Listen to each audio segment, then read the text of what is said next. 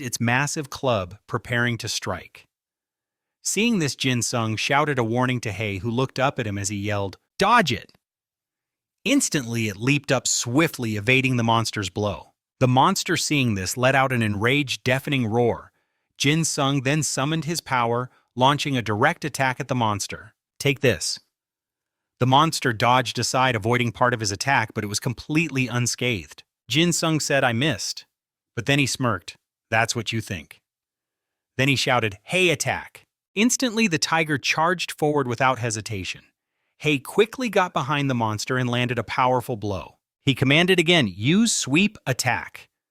It unleashed a continuous barrage of attacks on the monster, catching it off guard and unable to react. This is a classic overpowered main. Blood was pouring relentlessly from the monster's body. Jinsung urged, "As much as you can stun it." At this moment, the monster went berserk. It let out a terrifying roar. Its eyes filled with killing intent. He praised and commanded, "Good job, Hei, fall back." Jinsung thought to himself, "Nice, it's stunned." He stood there thinking, "If I keep attacking?" But it was just a thought, as the monster had already recovered. It let out a roar that shook the very air, its crimson eyes fixed on Jinsung. He looked on in shock, gritting his teeth. What had already recovered, damn, its status resistance is insane. Then Jinsung decided, "There's no other way, I just have to keep attacking until it's down." Just then Hei appeared behind the monster, preparing to strike again. Then a voice called out, "Suryan, please distract it." It was Firen, and around her currents of light swirled together like a blazing tornado rising up. Jinsung watched in amazement. Firen must be preparing a massive attack. He then raised his hand to cast a spell, saying with determination, "All right, I have to buy her more time to finish her chant." At that moment, a powerful force shot toward the monster, and immense pressure aimed directly at it. Jinsung shouted a warning, "Over here!" Suddenly, a mouth with sharp teeth appeared on the monster's stomach, spitting out a blinding light. He thought in astonishment, "That's..." The monster was growling angrily. It looked like a full power attack, Jinsung deduced. He decided to turn and dodge, but then he saw Fiolin. "I have to dodge." "Oh, right, Fiolin." Jinsung realized if he dodged, Fiolin would be hit. Fiolin was still chanting and couldn't move while casting. Immediately after, Jinsung appeared holding Pipuji to shield Fiolin. At that moment, the monster's full power attack was continuously gathering, preparing to strike. Jinsung turned to her and said, "Fiolin, don't stop chanting. I'll try to block the attack." In the blink of an eye, the monster launched its incredibly powerful attack. Jinsung quickly moved to block the attack. As he struggled against its immense force, he called out to Pipuji in his mind. A notification window appeared. Pipuji's innate ability, Lord of Water, has been activated. Pipuji has absorbed Archmage Folin's water cannon, and you have recovered 3,749 HP. Pipuji recovered 0 HP. Seeing this, Jinsung exclaimed, "Great, it worked." Pipuji's innate ability never had a chance to be used before, but now it's finally proving effective. Then he shouted, "Folin now!" She understood immediately and agreed, "Got it," then launched a counterattack towards the monster. Then Dewey and Lai also appeared, and our overpowered main character Jinsung shouted, "Right now, everyone attack the bloodthirsty Lai." A chaotic battle between the summoned beasts and the monster erupted, shaking the very space around them. This is the kind of scene that makes for a great action manhwa.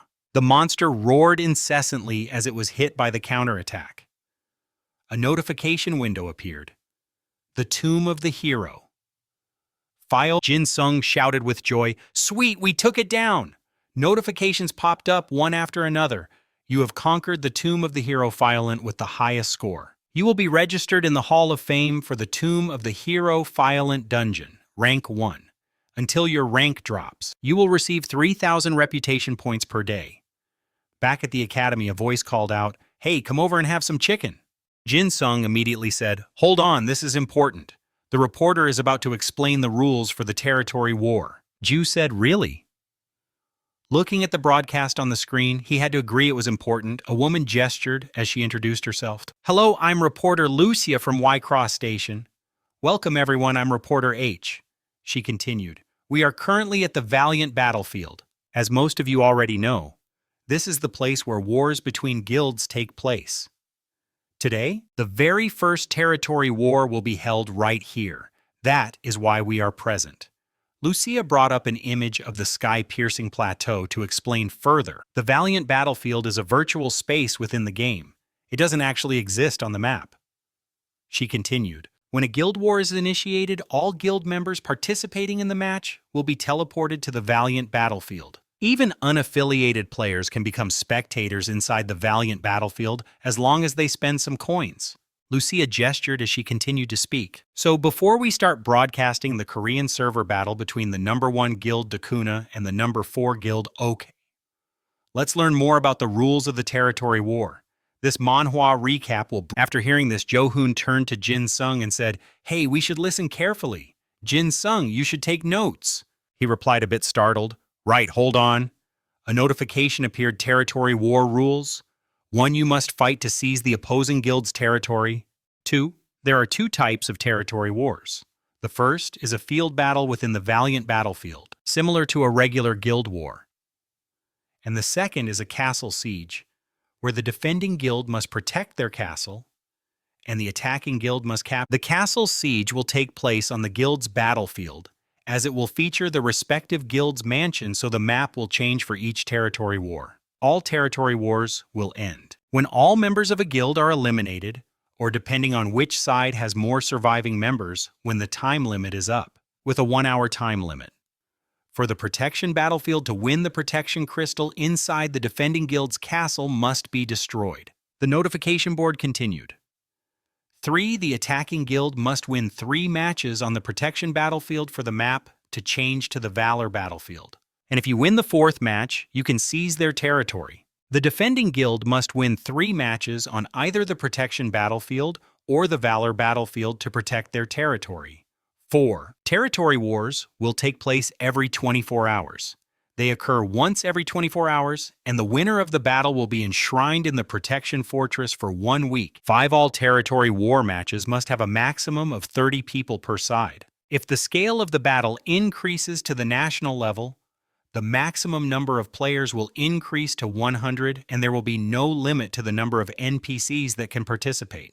6. A player can only participate in 2 matches during each territory war against the opposing guild. After reading, Rune acknowledged, "This is much more complicated than a normal guild war."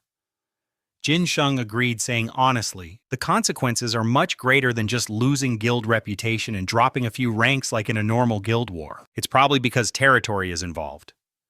He picked up the book and continued, "The most important rule is that a player can only participate in 2 matches against the opposing guild to ensure that a single strong player can't carry the entire guild to victory." Hearing Jin Sung say that, he also agreed.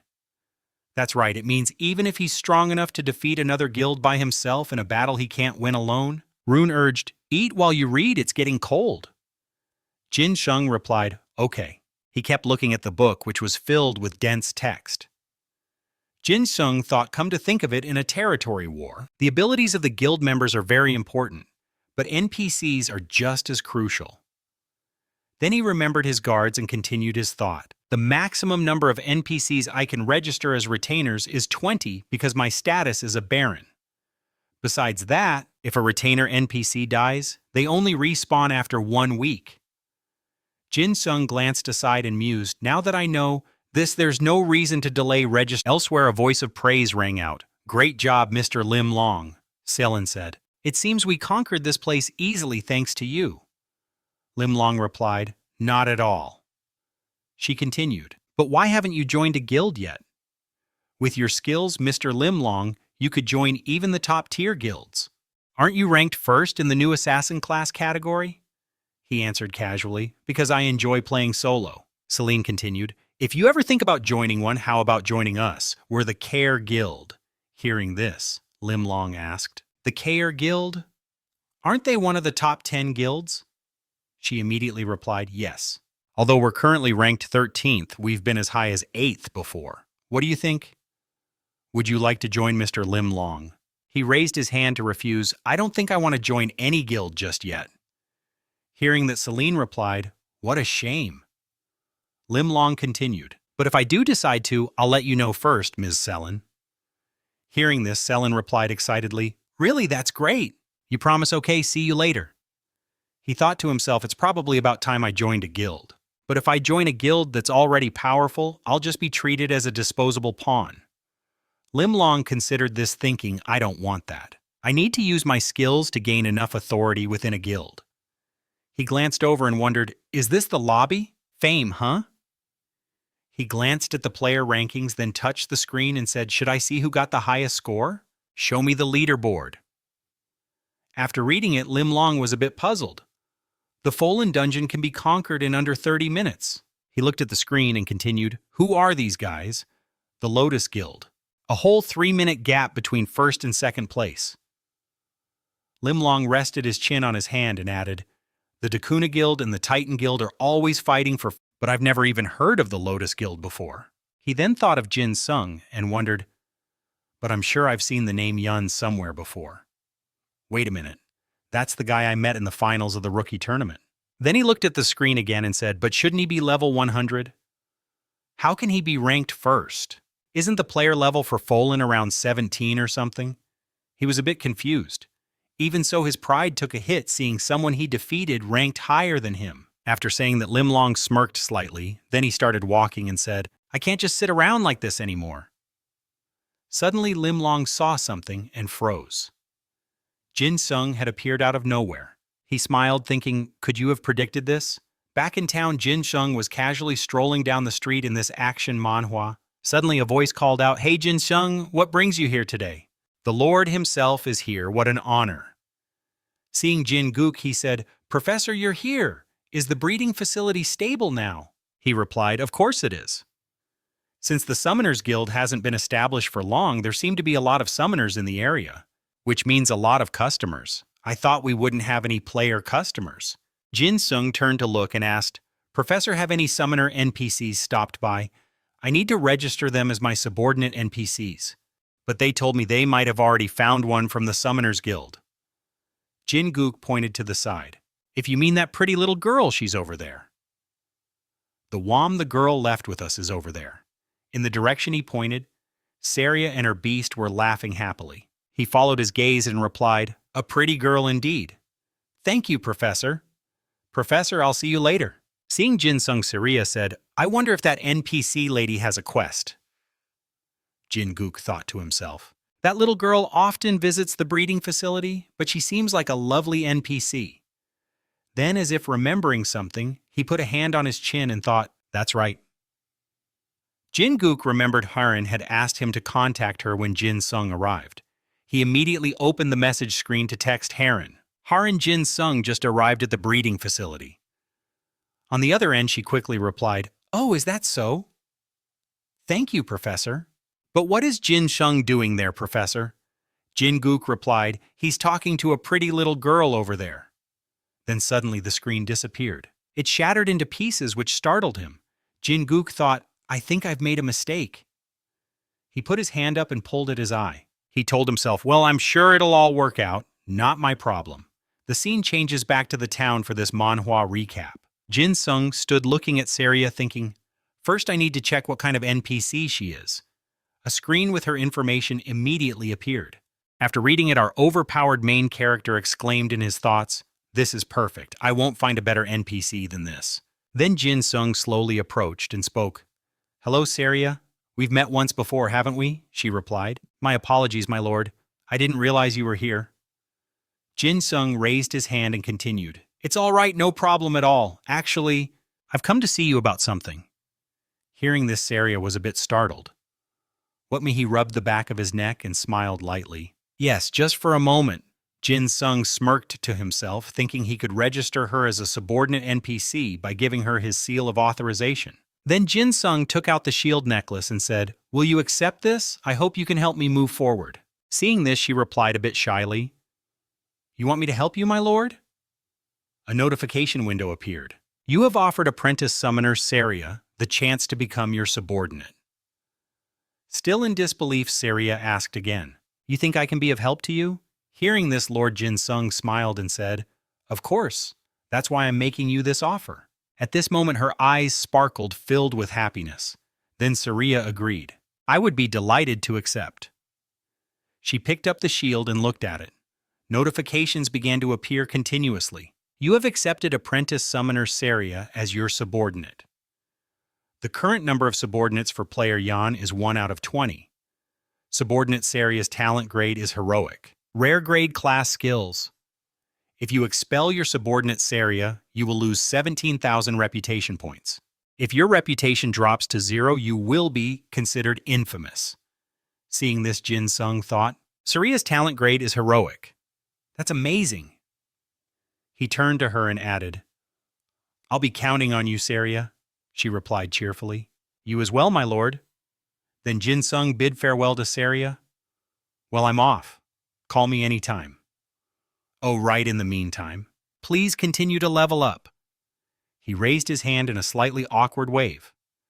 Just then a girl appeared, and it was none other than Heron. Jin Sung immediately sensed something and thought to himself, what's this? Why do I suddenly feel a chill? Suddenly Heron growled, Jin Sung, who is that girl? He spun around startled. Heron was seething with jealousy. Trembling, she snarled, You two seem quite close. What is this? Were you holding hands? He was horrified and quickly explained, She's an NPC. I recruited as a subordinate, a summoner NPC. We just shook hands. It was just a handshake to greet each other. After hearing his explanation, Heron composed herself and said, a subordinate, a support NPC. Jin Sung immediately replied, Yes, that's right. I was just registering a subordinate NPC. Hearing this, she lowered her head, a look of embarrassment and regret on her face. But then her jealousy quickly returned, and she asked Jin Sung, But why did your first subordinate NPC have to be a young girl? One who's so pretty and cute. Hearing this, he forced a laugh and said, I don't know. It took over 30 minutes to clear up this misunderstanding with her. Music. The scene shifts to the castle. Jin Sung steps out of the teleportation gate, sighing in relief. I finally managed to calm her down. He walked in and saw Grepper, thinking a space mage. Grepper, she must be an extremely high-level character. But can I even register an NPC like her as a subordinate? How would I convince her?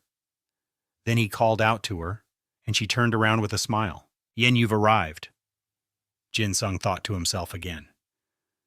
It probably won't work. But what do I have to lose? Grepper continued. It's been a while, but I have heard news about you. He asked, What news? She replied, What else about you becoming a baron? Of course, Jin Sung thought in confusion. How does she know? And asked, Where did you hear that from? Grepper said, I have some connections, rather extensive connections, in fact. Hearing that, Jin Sung replied, I see. But in his mind, he couldn't help but be astonished. How could Grepper have connections with the royal palace? Could it be? Then she turned away and said, I haven't even made tea for my guest yet. Just wait a moment. Jin Dung summoned the information window. Gripper's status screen immediately appeared. After reading it, he wondered what her level could be to just have a question mark. He then thought of Haim, wondering if she was on the same level as that monster. And as a countess, her rank was already higher than his own as a baron. Jin Dung clicked his tongue, thinking that he couldn't have a subordinate with a higher rank than himself. He spoke up, Gripper, are you also a noble of the Lucipin kingdom? She heard him and replied, That's right. The late emperor bestowed upon me the title of countess. Gripper continued, From that day on, I have occasionally helped the mages of the royal palace. Jin Dung praised her after hearing that, You're amazing, Gripper. She thought to herself, Are you just figuring that out now? He heard her and cried internally, What a shame. I guess I'll have to get a higher title and try again later. The scene changes back to the palace. At this moment, everyone was in a meeting room sitting around a circular table. Fiolan said the moment the protection phase ended, they requested a territory war. Johan replied, It was unavoidable. Considering our guild's rank, we're a tier above. It's only natural many guilds would covet our territory. Groven added, Our guild has grown much stronger. This is a castle siege, so we don't need to be too worried. The opposing guild Polaris isn't much different from us in rank. This is something we already anticipated. Hearing that, he continued, That's right, since 70% of territory wars result in a successful defense. Does anyone have any useful information on the Polaris Guild for this Manhwa review? Gabuli raised his hand upon hearing that I do. He continued, a friend of mine used to be in the Polaris Guild. Unlike us, it seems they are constantly changing members. Aside from the guild master and vice master, they also frequently change their executive members. They have about 200 members in their guild, but only 10 of them are founding members. See, I know a lot, don't I? As soon as he finished speaking, Gabuli was smacked on the head by Fiolin, who asked, and how is that supposed to help us defeat them? He cried in pain, stammering, well, that's true, but Jinung, our overpowered main character, interjected. The fact that they're constantly recruiting new members proves they lack experience fighting as a team, but the other members are not. Gabuli agreed, saying, yes, that's it. It seems they offers a lot of gold to people who join their guild. Rune heard this and said with a bright smile, in that case, this match might be easier to win than we thought. He immediately refuted, no, that doesn't mean they'll be easy to defeat. Since they are at this diamond tier, I'm certain their core members have exceptionally outstanding combat abilities. Jinung looked at the map and continued showcasing the strategic depth of this action manhwa. Looking at recent territory wars, most defending guilds forfeit the matches on the bravery battlefield and instead focus their strength on the protection battlefield. One person asked, wouldn't it be more appropriate to use a similar strategy? The information board displayed the rulebook. The attacking guild must win 3 victories on the protection battlefield to advance to the bravery battlefield. If they win a 4th match, they can seize the territory. The defending guild must win 3 victories on either the protection or bravery battlefields to successfully defend their territory. This is a classic setup for revenge. Jinung said, yes, that is the most classic and least risky strategy since we only need to win 3 matches. Molus, the one who asked, said, is that so? Then Jinung, the hero of this reincarnation story, stood up and said, I have a great idea. He reached out to touch the screen and continued, we can go against the classic strategy. Hearing this, everyone watching the screen was left completely stunned, their jaws on the floor. A notification popped up. The number of participants for the territory's first match totaled just 1 member, Yan. Folin wondered, what is this? Johan, utterly shocked, exclaimed, are you planning to fight alone in the first round? Isn't that reckless? Haran remained silent, listening quietly as Jinung explained, all the NPCs will fight alongside me. It'll be fine. The Polaris Guild will think we're forfeiting the Field of Valor, so we'll use the fewest fighters possible. He placed a hand on his neck and continued, that's the strategy we'll use against them. Don't worry, I will definitely win 2 matches. The scene shifts to the Field of Valor where Jinung had already arrived. He thought to himself, it's been a while since I've been in the Field of Valor. A notification displayed everyone's information.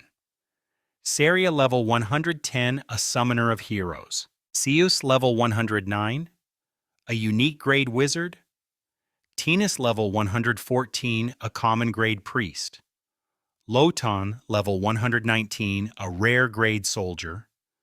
Jinung planted his feet firmly on the ground. He gazed at the soldiers ahead and thought, I have to control both my summons and the subordinate NPCs, so my control stat needs to be extremely high. A notification appeared the guild war will begin in 30 seconds. Seeing this, Jinung was astonished. What, those fools came here without even hiding their levels?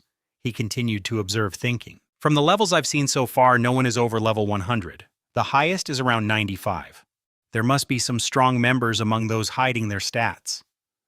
But then a slight smirk appeared on his face as he mused, but since I'm the only player on this side, they'll definitely underestimate me.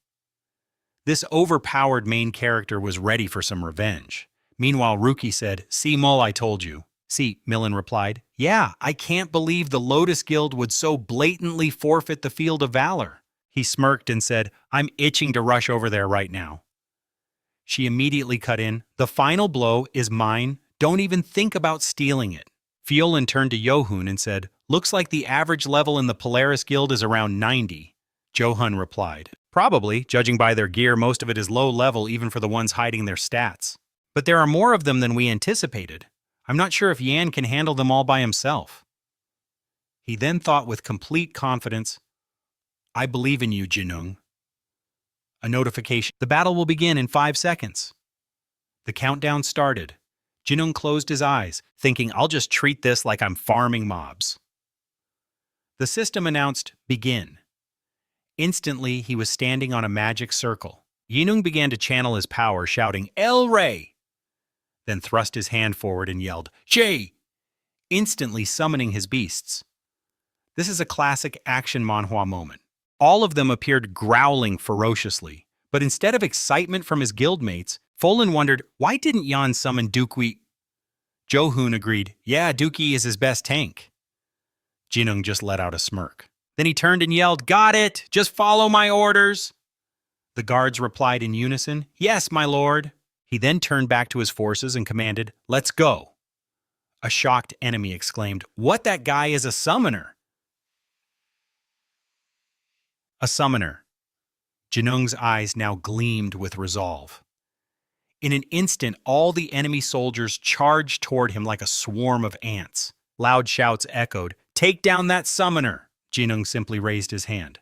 An orb of light appeared in his palm, and he immediately cast a wide magic circle. Slap at that moment appeared right behind Jin-sung, with eyes blazing with killing intent. He and Slap stood together, creating an immense power that could overwhelm their opponents. Rukin saw this and said in astonishment, "What is that thing? What kind of summoned monster is it?" Mull, equally panicked, replied, "This is the first time I've seen it too."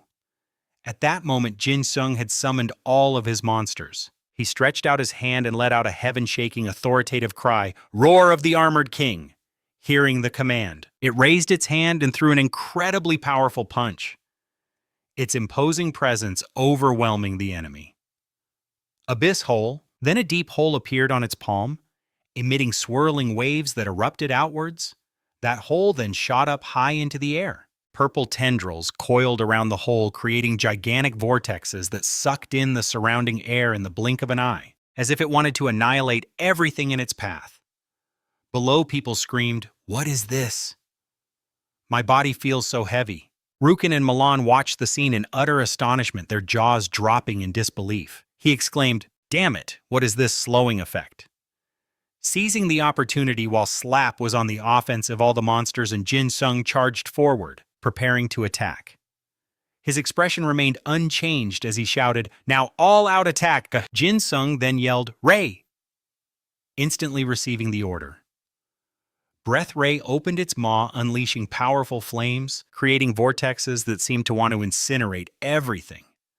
The flames quickly spread throughout the space, creating a brilliant light that made it impossible for those below to dodge the attack. Rukin was one of those who never saw this attack coming, exclaiming, "Damn it, I've lost half my health in just one hit. Crap, this is a trap. Sorry." Jin-sung immediately gave the order. Hearing the command, Phi flapped its wings and took flight.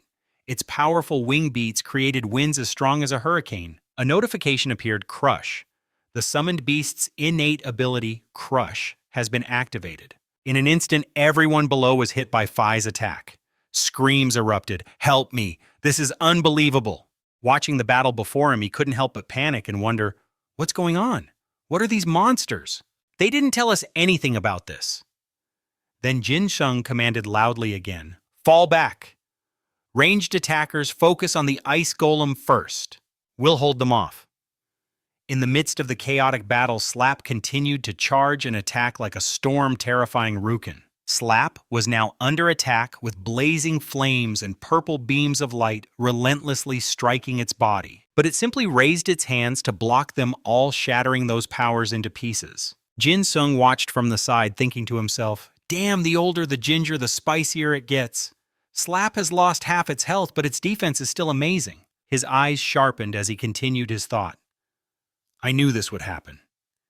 Then Jin-sung turned and called out, "Saria, do as I instructed." She immediately obeyed, "Yes, my lord."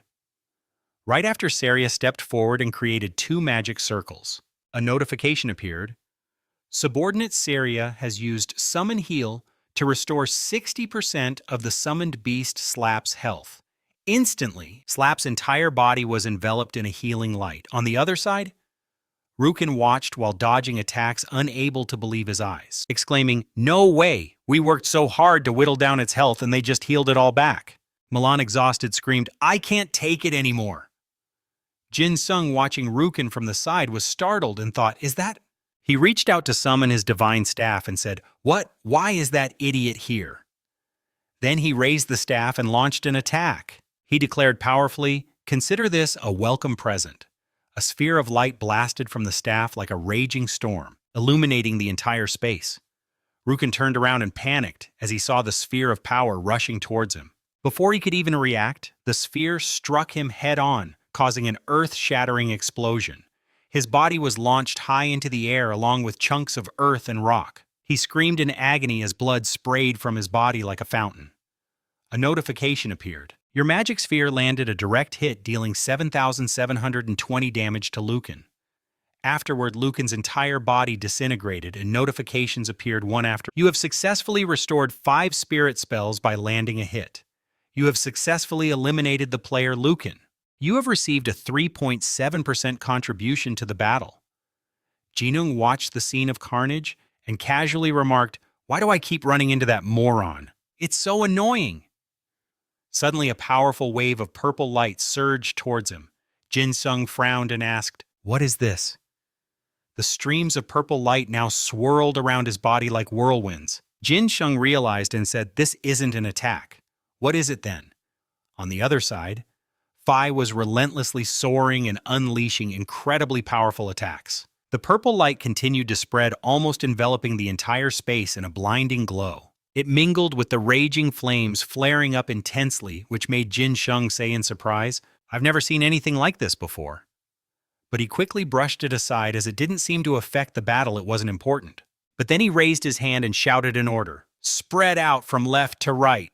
Jinsung continued to command them to surround the enemy, and the beasts immediately scattered amidst the rain of blood. He had already given them this command.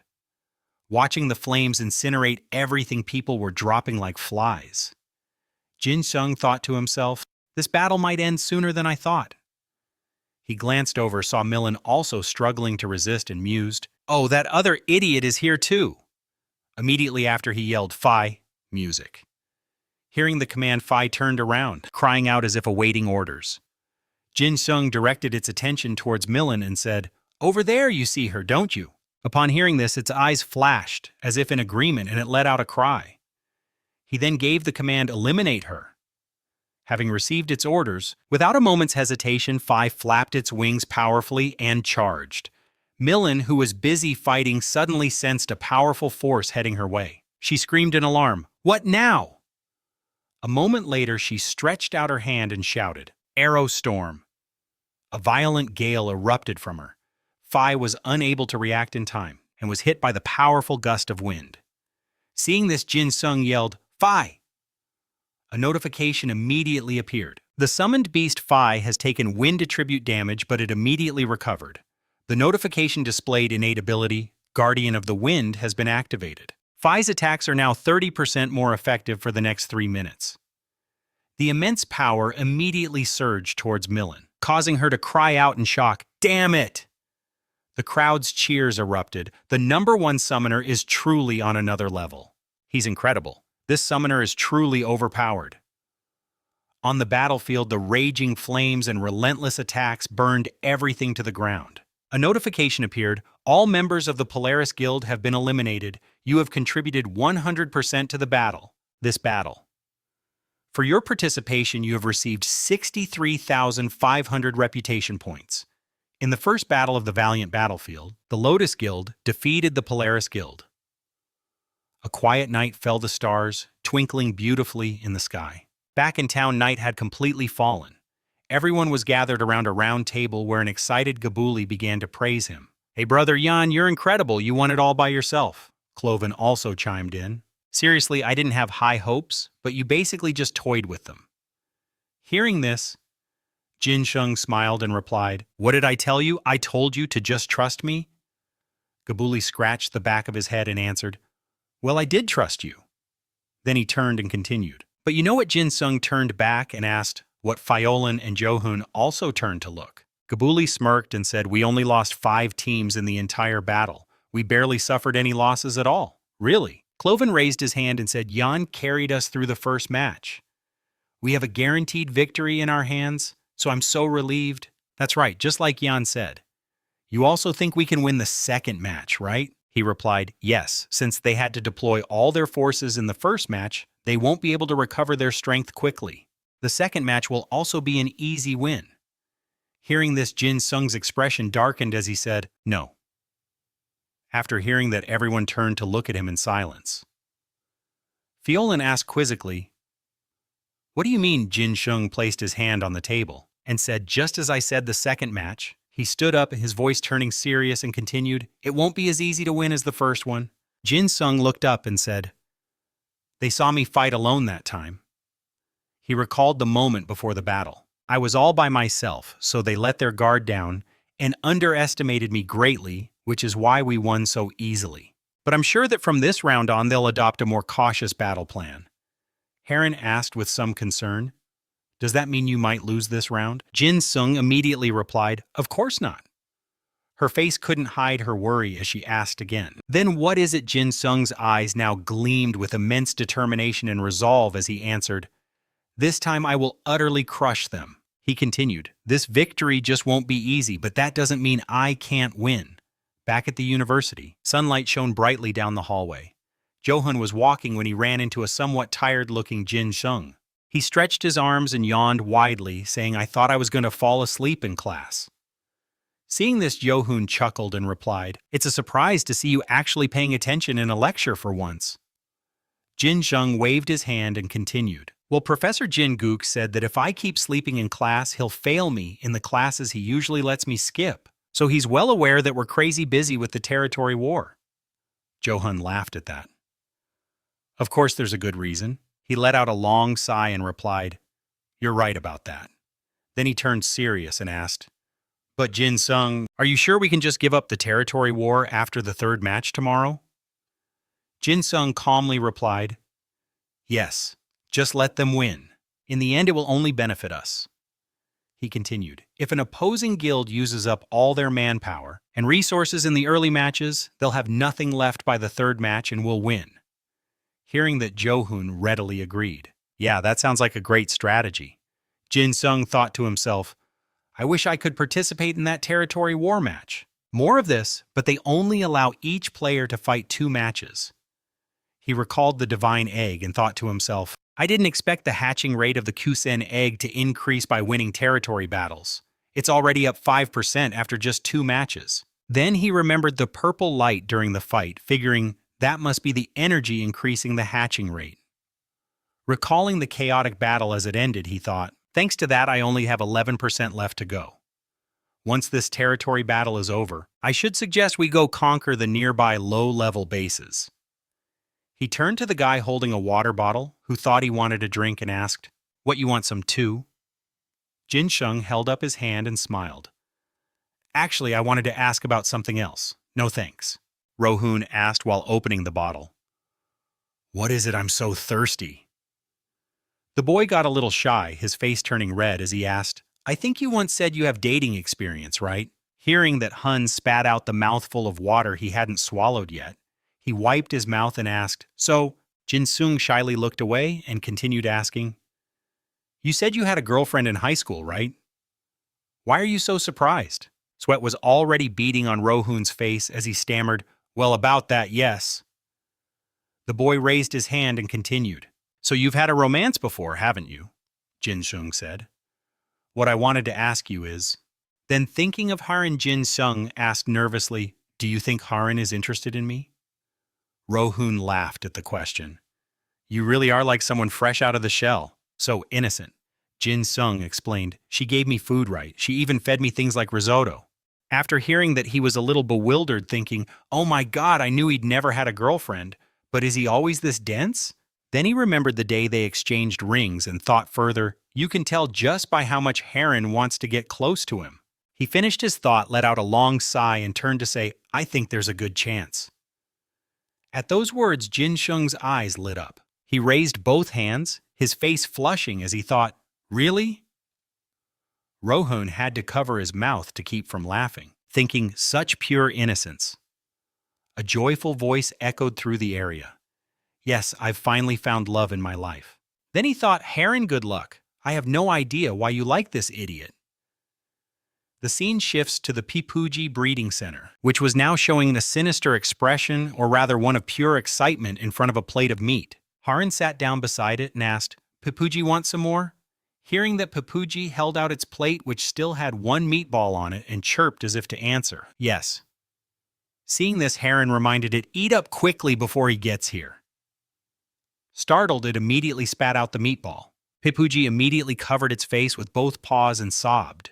It backed away in fear, clearly not wanting Jinsung to arrive. Its eyes were filled with tears, looking truly pitiful. Haran raised her hand to stroke its fur gently and said, "If he sees me feeding Pipuji so much, he'll get jealous." Then she urged it, "So hurry up and eat." At her words, Pipuji immediately started gobbling down the food. Haran covered her mouth with her hand and said, "Now you look much better." Then she turned to ask Phim, who was also engrossed with the plate of food in front of it. "How about you? Is it good, Phim?" It immediately snatched a piece of meat, looking very pleased. Harin raised her hand expectantly and asked again, "How is it, want more, Phi?" It chirped in agreement, its face lighting up with excitement. Seeing this, she said happily, "Then Phi, try this one right here." Phi looked incredibly excited as it waited. Haran took out a chicken and thought, "Phi is a bit of a picky eater. I hope it likes this." Jinsheng was standing just outside, was looking inside the center where the sound of incredibly happy and lively laughter echoed non-stop. Suddenly the door swung open, startling Pipuji and causing the piece of meat to fall out again. He was slowly walking in, saying, "Finally it's done." Jinsung arrived and immediately reached out to snatch Pipuji's plate of meat, making it cry its eyes out. "Why are there so many meatballs? No, I'll put this away and give it to you later." But that was just Pipuji's imagination, not reality. The plate of meat was still right in front of it. Seeing Jinsung enter, Haran greeted him. "Hi Jinsung, you're here." He raised a hand to greet her back. "Yeah, I just checked the internal system and came right over." Just then Jinsung looked into the corner and saw Pipuji fiddling with something, so he called out, "Pipuji." It still didn't turn around. He thought to himself, "What's wrong with Pipuji?"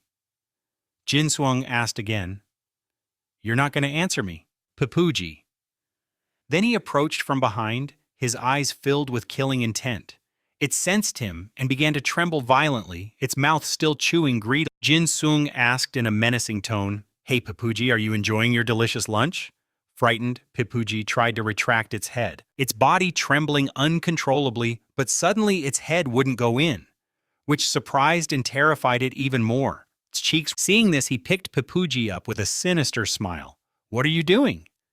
It immediately put on a pitiful expression, with tears streaming down its face. Jinsung asked, "What have you stuffed in your mouth?" "You ate everything without leaving a single bite for your wonderful master." Back in town, the sunlight was shining beautifully. Jinsung turned and called out to Haran. Hearing him, she replied, "Yes, what is it?" Jinsung shyly said in a low voice, "Do you want to go somewhere together?" Hearing Jinsung's invitation, thinking, could this be a date? The scene changes to the Nazman Mountains. A chaotic battle is taking place in this action manhwa. A monster was relentlessly attacking. Jinsung, our overpowered main character, was engaged in a fierce fight with it, blocking its attacks with his bare hands. Pipuji, terrified, had leaped high into the air.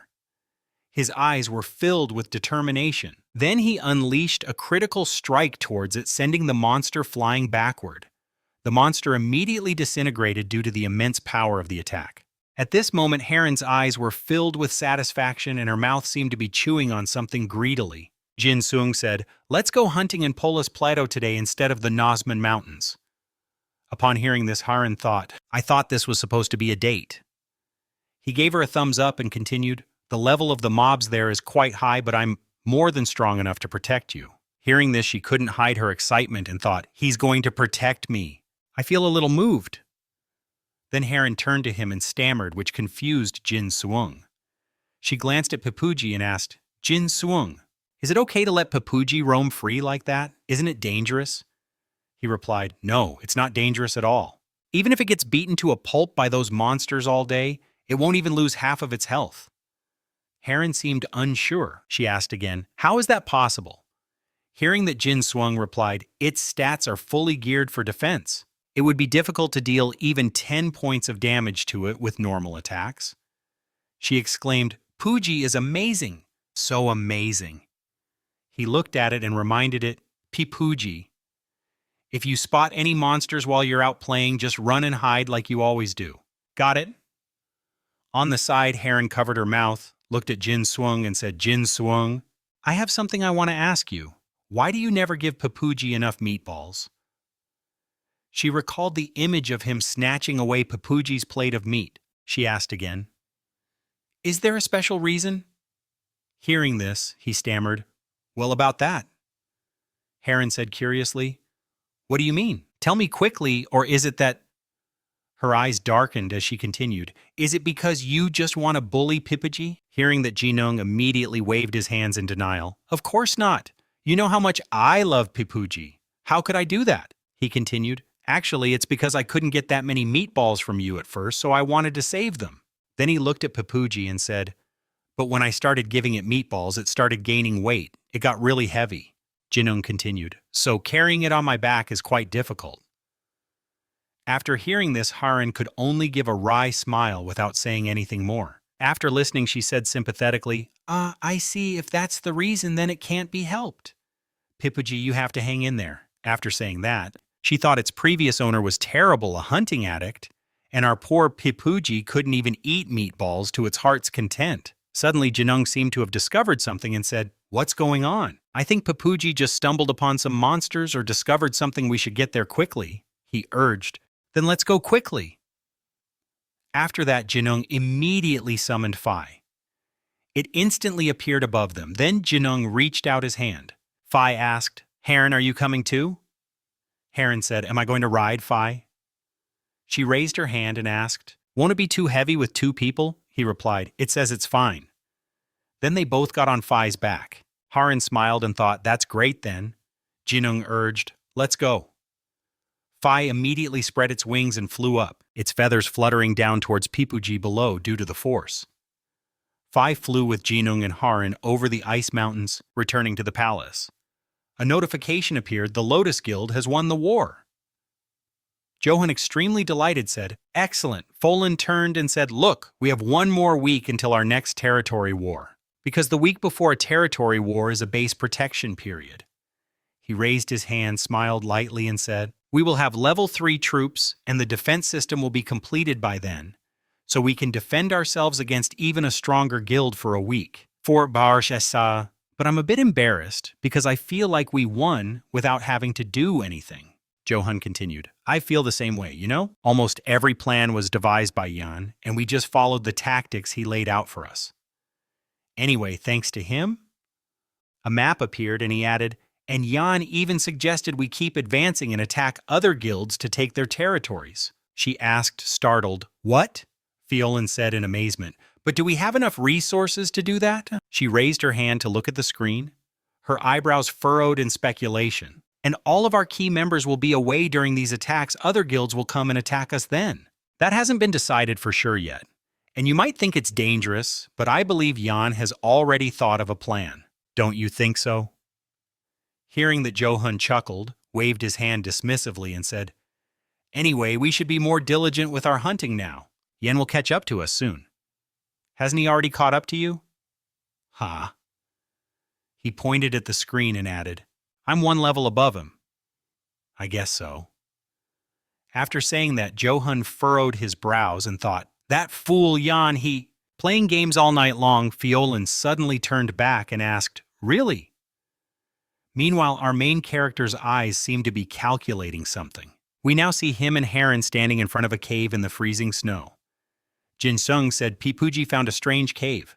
A notification popped up. You are the first to discover the Blood Path dungeon. Inside the cave, the notifications just kept coming.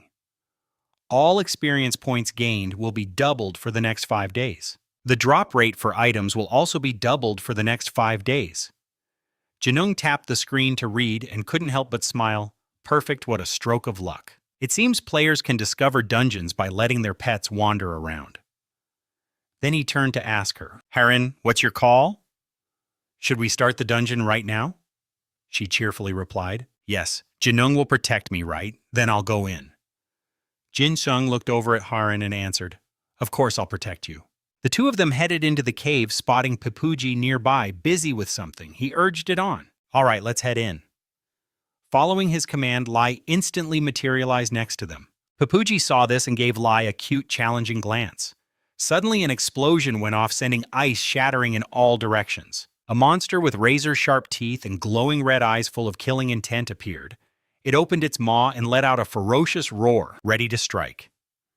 Seeing this, Lai growled and moved forward, preparing for the fight.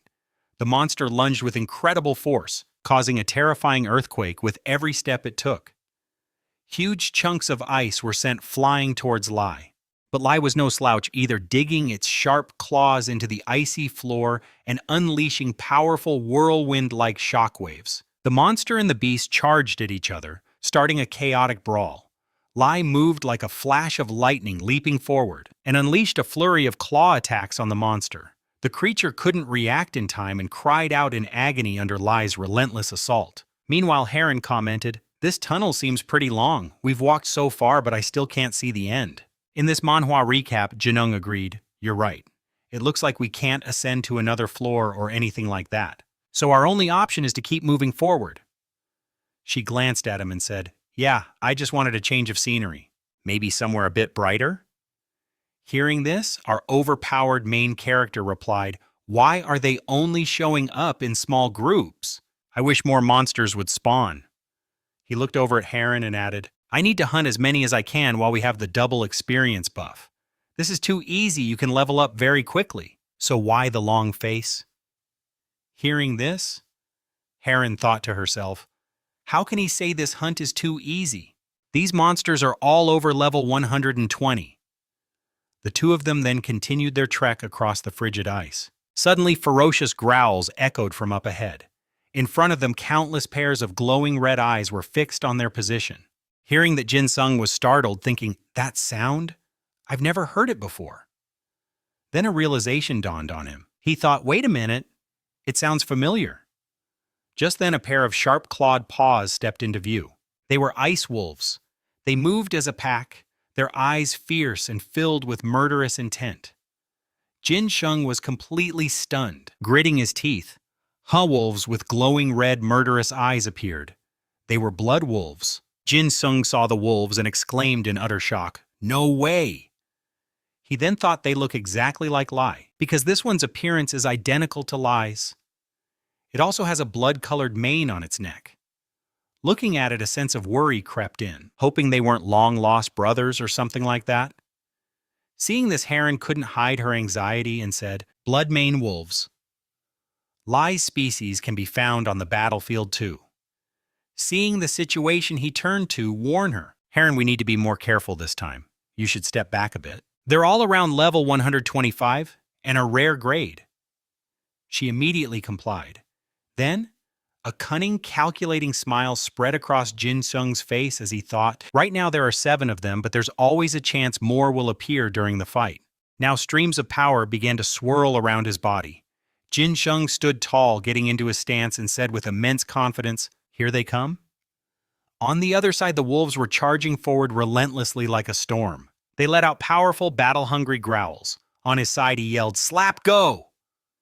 Instantly, it appeared from a thick cloud of smoke. Slappy emerged massive as a boulder and slammed its icy fist down, creating powerful waves of ice. It let out a ferocious roar and launched an attack towards the charging wolves. The Bloodmane wolves were no pushovers. They dodged to the side to charge from another direction. Jinung saw this and shouted, I knew you'd dodge the flank attack, and that's exactly what you'd try to do. Then a swirling orb of immense purple energy appeared in Slap's hand. He yelled, Slap, do it now! Abyssal black hole. In a flash, it slammed its powerful fist and the purple orb down on the pack of Bloodmane wolves, hitting every single one of them with a devastating blow. A massive explosion erupted, echoing throughout the ice cave. The wolves were thrown back, spitting blood. Before they could even recover, they looked back with expressions of pure shock and disbelief. On the other side, Jinung had summoned more allies. Phi immediately spread its wings, creating terrifying gusts of wind. V was relentlessly spewing ferocious blazing flames from its mouth. Finn and Jay coordinated perfectly. The flames quickly engulfed the entire area. Jinung also summoned another Hey Lai. He shouted, "Let's go!" A notification window appeared. Guardian Hey uses the skill Guardian of the Wind. Guardian Hei's agility increases by the sum of all attack stats. Guardian of the Wind. Twin Guardian. At that moment, Jinung and Hei charged forward powerfully. It bared its sharp claws ready to strike. Hei's face was ferocious as it let out a terrifying roar. Now mounted on Hei's back without a word, it unleashed a powerful swipe of its claws at the Bloodmane wolves, leaving them no time to react as they took the full force of the attack. Lai also charged in to attack the pack. This action manhwa recap is getting intense. Jinung shouted, "Lai, don't you lose?"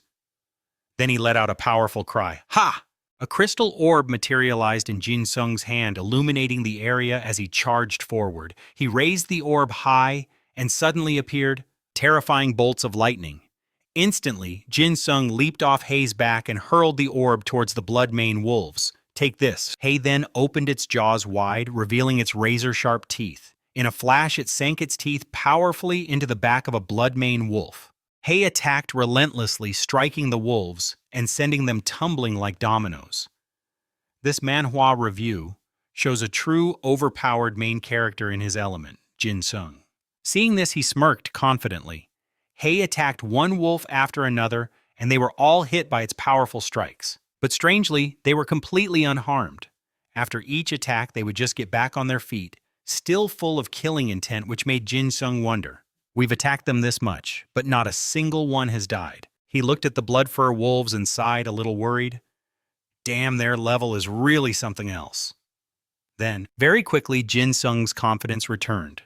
He looked at his palm and smirked, but even so, standing proudly between Hei and Slap Jinung continued, "It won't be enough to resist a massive damage attack." He then unleashed a powerful attack in their direction. The Bloodfur wolves howled in agony. Heron, standing to the side, sighed. "Is there really nothing for me to do?" After launching his attack, Jinung yelled, "Everyone attack now!" Immediately, a chaotic battle erupted in this action manhwa. A notification appeared. "You have defeated a Bloodfur wolf. You have received 142,300 experience points. You have received 4,122 gold coins from the Bloodfur wolf." Jinung looked at the display and said happily, "Awesome, the experience points are amazing." Another notification appeared. "You have received a blood orb fragment." He looked at the reward and wondered aloud, "What's a blood orb fragment? Is it a quest item or something?" There was no information in the item's description window. After that, Jinung turned to Heron and asked, "Heron, can you heal my guardians?" She immediately agreed. "Okay." Then he thought of Saria stroking his chin. "Maybe I should have brought my subordinates. If only I had Saria, she would be a great help in restoring the Guardian's health." Suddenly, Heron's expression darkened beside him as she spoke. "I guess my emergency healing isn't effective enough for you." Hearing that, Jinung flinched, a little scared. He immediately turned back with a frightened expression and called out her name. Breaking into a cold sweat, he asked nervously, "What's wrong?" She replied, "Oh, it's nothing. I just thought I caught the scent of someone else in your thoughts." Jinung was utterly bewildered by her words. Sweating profusely in fear, he quickly turned to explain, "No way, how could that be possible? I swear I wasn't thinking about anyone else." But just as quickly, Heron's cheerful demeanor returned. "All right, Jinung, I'll believe you." Hearing that, he also brightened up and turned to say, "Should we head deeper inside?" "Let's go." But as he said that, Jinung was secretly relieved, thinking, "Thank goodness she's just an NPC."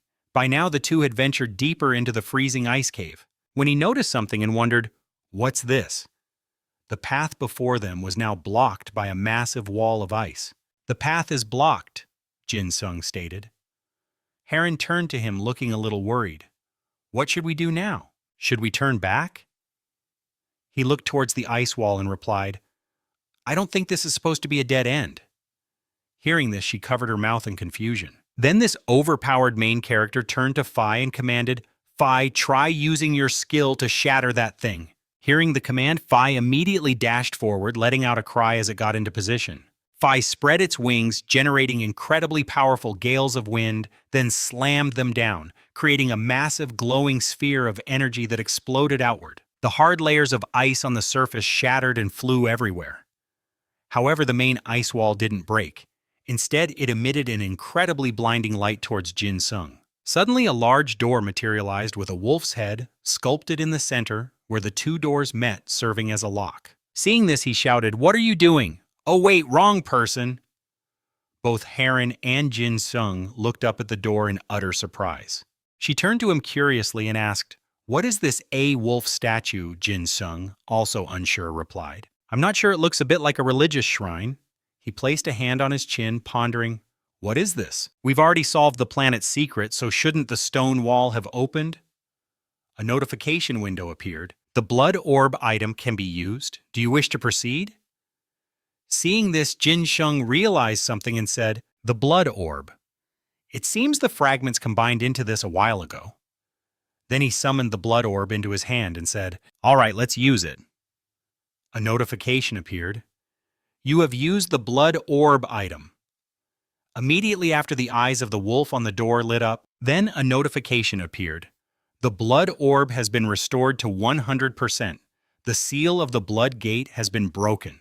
The red blood orb and the wolf's head with its glowing yellow eyes shone brightly, and the ground began to tremble violently. Instantly, the door opened, revealing a giant wolf sitting on a pedestal inside with the blood orb glowing brightly beneath it. Its eyes glowed a brilliant red like two headlights, and it let out a ferocious roar.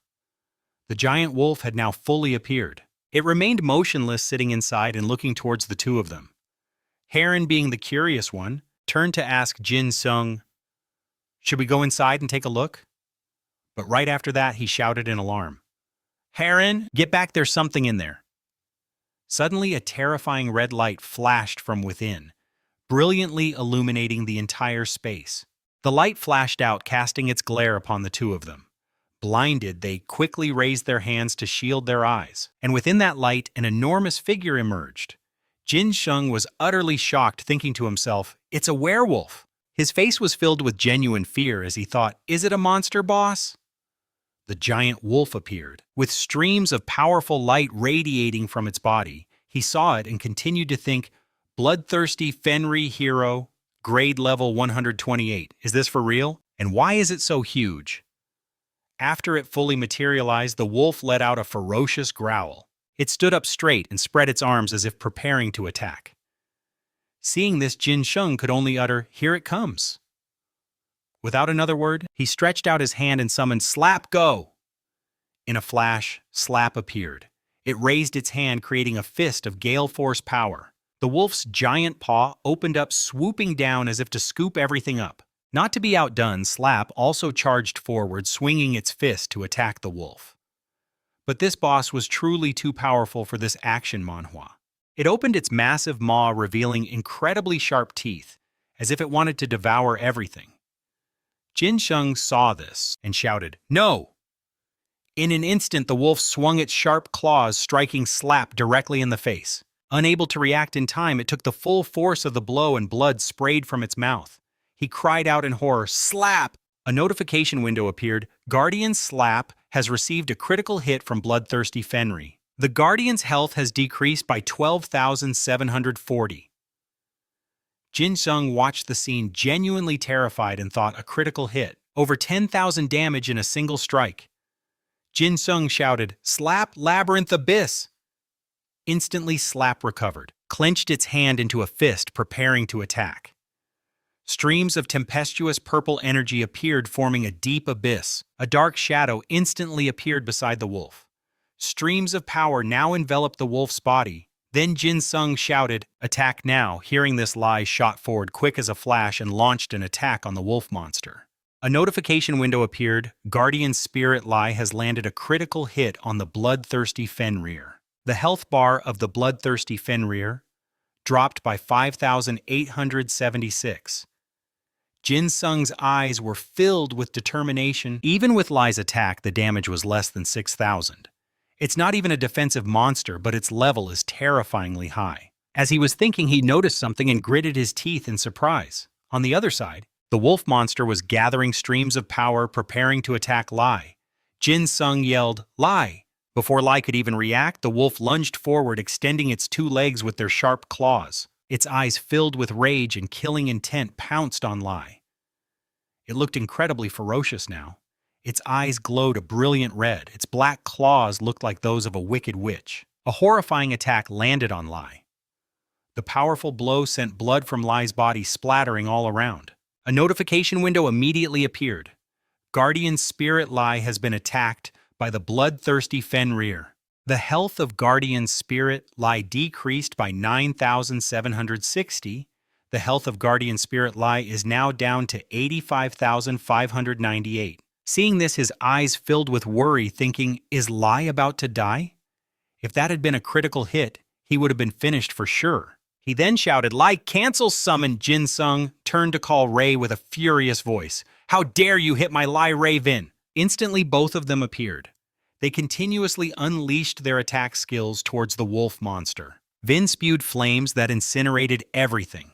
The wolf monster howled endlessly from the scorching heat of the fire. Vin and Ray launched combined attacks, gradually putting the wolf at a disadvantage. Its blood splattered continuously. He watched this and rejoiced inwardly.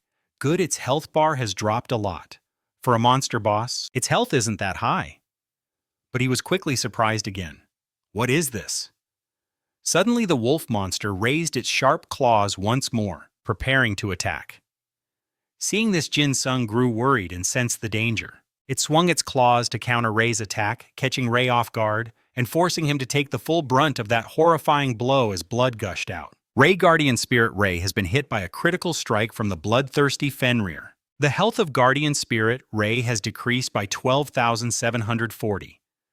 Then the Fenrir roared fiercely, baring its sharp teeth, its eyes still glowing red with killing intent. A notification appeared.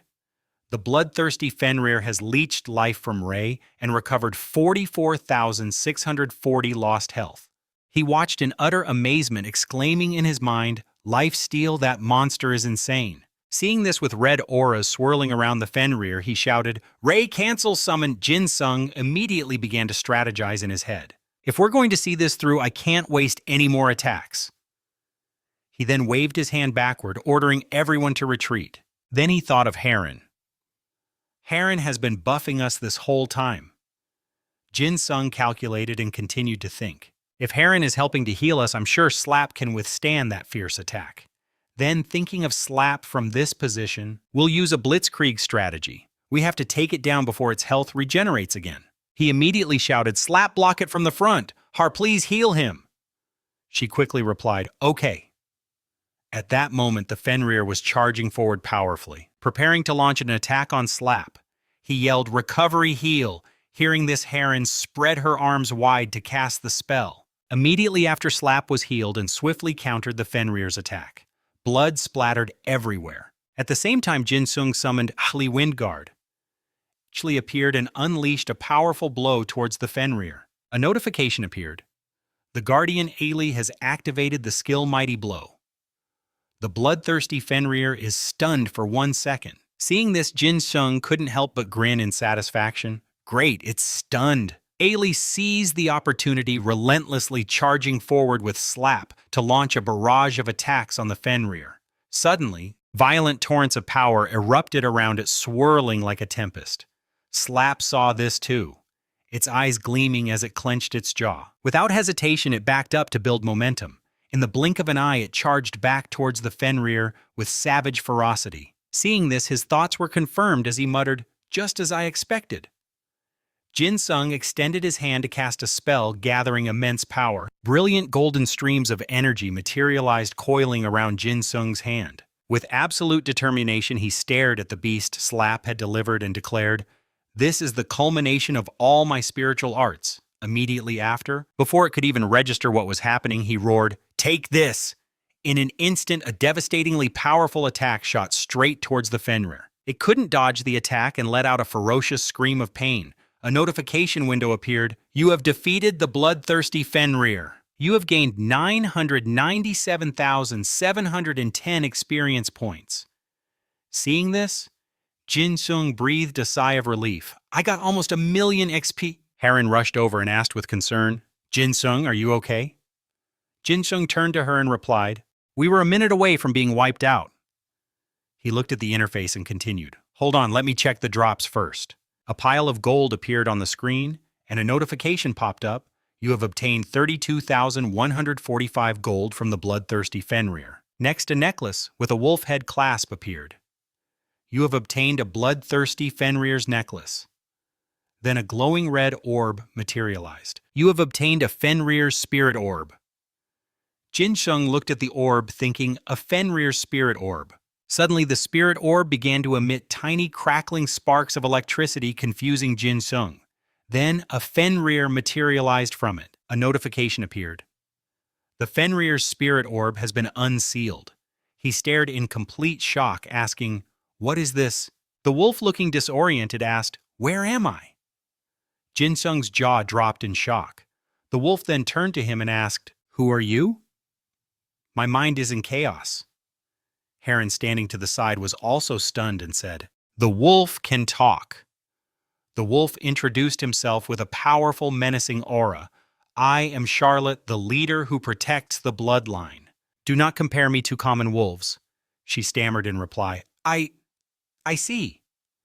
Charlotte then turned to Jinung and asked, Are you a Taming? Jinung replied, Yes, that's right, I'm a Taming. Then Jinung looked at him. He was radiating killing intent. Jinung wondered if the wolf held some kind of grudge against him. He narrowed his eyes, calculating his next move. He thought to himself, in a situation like this, it might be better to just kill him now. Just then, Charlotte spoke. First of all, I wish to express my gratitude. Hearing this, Jinung's face filled with utter astonishment. Charlotte continued in a low voice. Continuing, I want to express my gratitude for saving me from the chains of this madness. Furthermore, even though my power was sealed multiple times, you were still able to defeat me. I also want to show my respect to a tamer like you. At hearing this, Jinung broke into a cold sweat and replied, Is that so? Thank you. A wolf doesn't give handouts. He secretly wondered he was sealed and still had these stats. So just how powerful must he have been originally? He looked over at the other beasts and continued, But it is a pity. If among your summons there was one of our race, I could have shared a portion of my power to repay you. Hearing that, his face darkened with suspicion as he asked, Our race, you mean you'll help me? Charlotte looked at him and answered, Depending on the attributes of that race, I can help them increase their strength a little. That is what I can do to repay you. After hearing him, Jinung hesitated, lost in thought. Wait a minute, I wonder if I can get some help from him for Lai's next evolution. Then Jinung remembered Fenrir and Lai and said, Perhaps my summon, Lai is of the same race as you, a gray-furred wolf. Right? Charlotte, still with that fierce expression, replied, If among the gray wolves there is one of the bloodline, then it is indeed my descendant. Then he thought of the other summons like Slap, Lei Vin, and Hay and continued, But I do not see it among your summons. Jinung turned his head and replied, I've currently unsummoned him. If you can wait for about 20 minutes, I can summon him. Hearing that, he replied, I see, so you've recalled him. I could clearly sense my kin somewhere around here, but couldn't see them. Then Charlot bowed his head and said in a low voice, But unfortunately, I only have 9 minutes left to maintain my physical body here before I must enter the spirit world. Seeing this, they both looked over in confusion. Jinung was also caught off guard and blurted out, What internally? Jinung was now fuming. Damn it, why did they design the game like this? I finally found a way to evolve Lai. This action manhwa is getting intense. Charlotte then spoke up. In any case, thanks to you, my soul has been freed from this imprisonment. I will give you a worthy reward for this. A notification window appeared, Item acquired. Brad's horn. After reading the notification, Jinung thought, seeing the name written in purple, it must be a heroic grade item. It's a great item for sure. But how am I supposed to evolve Lai now? On the other side, Charlot crossed his arms and said cheerfully, This is something like a symbol of our pure bloodline. I hope you will use it with care. Jinung didn't refuse and replied, Thank you. I will put it to good use. Then he waved his hand with an excited look and said, It's over. Let's move on. Seeing this, Charlotte asked, Are you planning to exit through the opposite door? If so, could you do me a favor? I have a brother whose soul is also bound to this place. A notification window appeared, a request for help from Brad Fenrir Charlotte. Brad Fenrir Charlotte. The protector of the race's bloodline has been freed with your help. Charlotte is very grateful to you. However, Charlotte's brother is still suffering and his soul remains bound. Based on the information from Charlotte, please help his brother. Dark Fenrir Oven break the soul binding. Quest difficulty. 5 conditions. The user has liberated the soul of Charlotte. Time limit none. Reward unknown. Do you wish to accept this quest, yes or no, after reading it? Jinung wondered to himself, an S-rank 5-star quest. This is the first time I've ever seen one. He pointed at the screen and continued his thought. If this is an S-rank quest, I heard on the forums not long ago that even a level 130 player failed. A challenge like this is tough, even for an overpowered main character. Alright, well it doesn't have a time limit, so I'll just accept it. After deciding, he turned and said, "Okay, I will help you." Hearing this, Charlotte couldn't hide his joy and replied, "Thank you so very much. I hope you will succeed in freeing my poor brother. He has endured this bondage for 100 years. He looked towards the door and continued, "If you continue down this path for another 10 minutes, passing through the poor cliff will lead you to the seashore. Follow that coastal road north and you'll find the village of Oliver. Look for EKL in that village. That person might know my brother's whereabouts." After hearing this, Jin Sung raised his hand and asked, "EKL, isn't that a human? You said you two have been trapped for 100 years, if they're human? Are you sure they're still alive?" Charlotte turned and replied, "That person is surely still alive because they are the only friend of Oven and myself." Then he continued in a low voice, "And their fate is tied to this matter."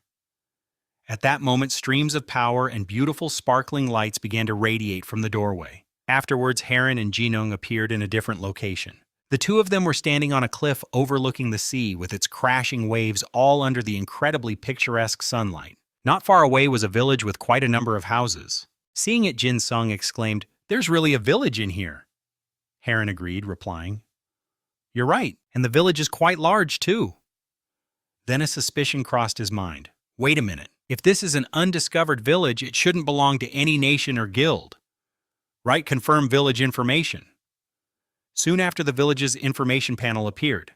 After reading it, Jin Sung thought, unaffiliated, it really doesn't belong to any nation. If that's the case, this place can be registered as my guild's new base. A discovery like this is perfect for a Manhwa recap. Then he raised the shield in his hand to initiate a command. Capture base. A notification popped up, unable to capture the base at Oliver Seaside Village. Condition 1 must possess a territory level higher than a village, met. Condition 2 must have military strength greater than the village is not met. Condition 3, friendship level with the village must be above 70% and not met. After a moment, his expression turned grim, and he said, "As expected, it didn't work, huh?" Makes sense. Why would they let me take it so easily? After speaking, he thought, I can meet the military strength requirement in just a few days if I want, but the condition requiring over 70% friendship with the village is a bit tricky. Heron cheerfully called out, "Jin Sung, hurry over here, let's go in." He replied, "I'm coming now." His mind was constantly calculating as he thought, first I'll focus on the quest I just received, and I'll figure out how to deal with this village later. Back in the dreamy village, the villagers were bustling about. Everyone was busy with their own tasks. The two had already ventured deep inside. Heron turned to say goodbye to Jin Sung. "I'll go on ahead." Also raised his hand to wave back, "See you later." Then he turned back to the screen, thinking to himself, let's check out the item I just received. The notification window immediately displayed information about Bratty. After reading it, Jin Sung was extremely puzzled. What is this? This is the first time I've seen an item like this. Is it an item exclusively for summoned beasts? He then raised his hand to the magic circle and summoned Lai. Lai appeared and immediately nuzzled its face against Jin Sung affectionately. He was also delighted and said, "Yes, I missed you too." Then Jin Sung looked at the spirit orb with a dumbfounded expression and said, "Do I do it like this?" He then tossed it up and shouted, "Use!" Instantly, the orb emitted streams of red light that enveloped Lai. The spirit orb now appearing on Lai's forehead unleashed power that swirled like a vortex. Seeing this, Jin Sung laughed with delight. So that's how you use it, he praised inwardly. Lai's ability is amazing. This thing is really great. Then Jin Sung became a little worried and thought, but is there no way to find more items exclusively for summoned beasts? Maybe I can find some at the auction house. It would be great if I could use a few more on Lai. Meanwhile, night had fallen, blanketing the entire village. Jin Sung stood in front of a house deep in thought. According to the information I received, this should be the house, right? Lights were on inside, but it was eerily quiet and chilling. Jin Sung entered the silent house and asked, "Is anyone home? Hello? Is this X's house?" A woman standing not far away holding a book said, "Ah, the guest must have arrived." He was stunned when he saw her. What Jin Sung immediately thought of someone. What is going on? She looks exactly like Creeper, like she's from the Creeper race. He stared in astonishment as the room fell silent once again. The woman before him had a face identical to Creeper, from her eyes to her smile. Only her hair color was different. Jin Sung asked with some hesitation, "So, are you Creeper's twin sister?" She glanced at him and replied, "That's right, what would I gain from lying to you?" 2 cups of hot tea were now on the table. He thought to himself, but Creeper looks like she's in her early 30s at most. Ek offered a cup of tea to Jin Sung, who took it while his mind kept racing. But this old lady is definitely much older. Could they really be twin sisters? She, on the other hand, thought, "Oh dear, you haven't taken a single sip of tea." Seeing him staring blankly, Ek spoke up. "It seems you still don't believe me." Jin Sung's face darkened as he replied softly, "It's just that you look much older than Creeper." Hearing this, she replied without hesitation, "Well, my sister is a time-space witch, possessing the ability to bend time with her thoughts, so time doesn't affect her much." In the quiet night, the sound of their conversation filled the house and he suddenly exclaimed, "Time?" Then he thought, so that's it. This explains a lot of things from before. Ake, still holding her hot tea, remembered Charlotte and asked, "So Charlotte has been freed?" She continued, "And he told you that I might know Oven's current location, is that right?" Jin Sung also replied politely, "Yes, that's correct." Ek's voice softened, her eyes full of gratitude as she said, "First of all, I want to thank you very much." Hearing this, he was a bit confused. She then added, "For freeing Charlotte? He was the savior of this town and also an old friend of mine." She recalled continuing to speak. To be honest, Charlotte and Oven were the heroes who sacrificed themselves to save this place from the dark sorcerer a long time ago. Recalling the past, she continued, "The 2 of them were victorious, but in return, they were afflicted with a curse that bound their souls." YQ's face saddened as she shook her head slightly and lamented, "Unfortunately, before they completely lost control, they chose to seal themselves away." Then she closed her eyes and hesitated. But as for freeing Oven, after listening for a while, Jin Sung sympathized, his eyes filled with anticipation for her next words. YQ's face wrinkled as she said, "That will be a bit difficult because Oven is much stronger than Charlotte. You may have succeeded in defeating Charlotte, but if you're not confident, you can do the same to Oven. I cannot tell you Oven's whereabouts." Hearing this, Jin Sung immediately thought, "I figured this wouldn't be easy since it's an S-rank quest after all." He then turned to YQ and asked, "So how can I make you trust me?" "Ah, no, how can I defeat Oven?" Upon hearing this, she raised a hand and said, "You said you were a summoner, right?" Jin Sung replied, "Yes, that's correct." Once again, laughter echoed in the silent night. "Good, very good." Seeing this, he thought in confusion, what does she mean? The scene in this action manhwa shifts to another ice mountain, where a chaotic battle is raging with bursts of power lighting up the area. At this moment, our overpowered main character Jin Sung was fighting a giant monster. He leaped high into the air, still summoning his power, and shouted, "Got you!" Instantly, he unleashed a devastating blow to its back, then wondered to himself, what the heck is a super labor force? Meanwhile, this manhwa recap returns to Jin Sung resting his chin on his hand, as YQ continued, "Not long ago, an old man, a master summoner from across the ocean, set foot on the eastern continent. If you can learn his secret arts, I will trust you and reveal Oven's current location." Hearing this, his eyes widened as he thought secret arts. Is it a special summoning skill or something else? I have a good feeling about this. A notification window appeared. Learn magic from the summoner. Jiam Troll. Jiam Troll, a summoner from the eastern continent, possesses a special ability. However, for the player to learn it, you must capture 100 common-type monsters and bring them to him. Difficulty unknown. Reward. Learn a special skill. Do you accept this quest? Yes or no? After reading, Jin Sung's confusion multiplied as he pondered, what the hell is this? 100 of them.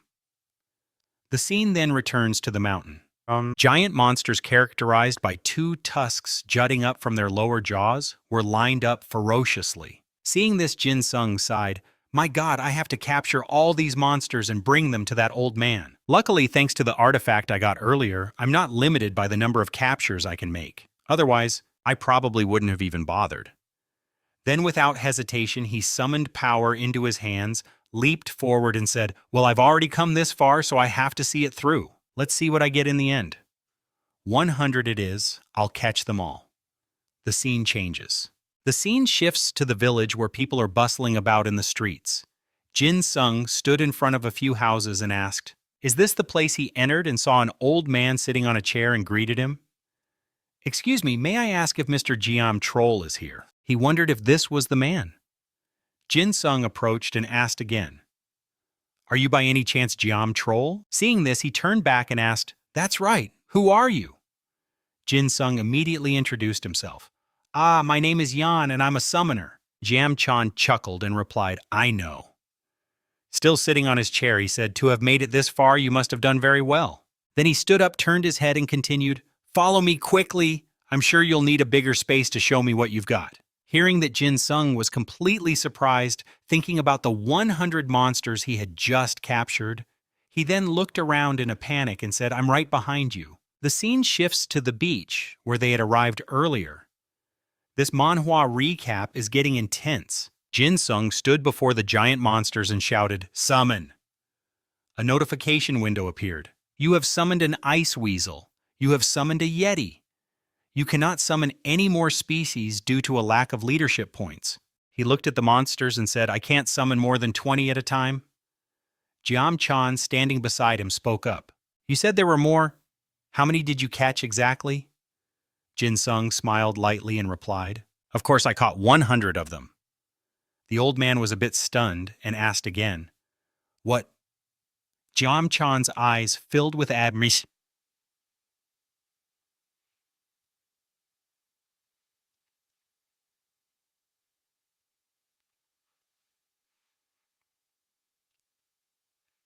Usually people only manage to catch about 6 at a time and have to make multiple trips. After saying that, he raised his hand to create a soul orb. Magic circles immediately appeared before their eyes. Jiam Chan watched as the round white orbs floated in the air. A notification appeared. You have completed the quest to collect white soul orbs. You have completed the quest to learn Summoner Jiam's skill. You have received a new skill, Soul Binding. A status window appeared, Soul Binding.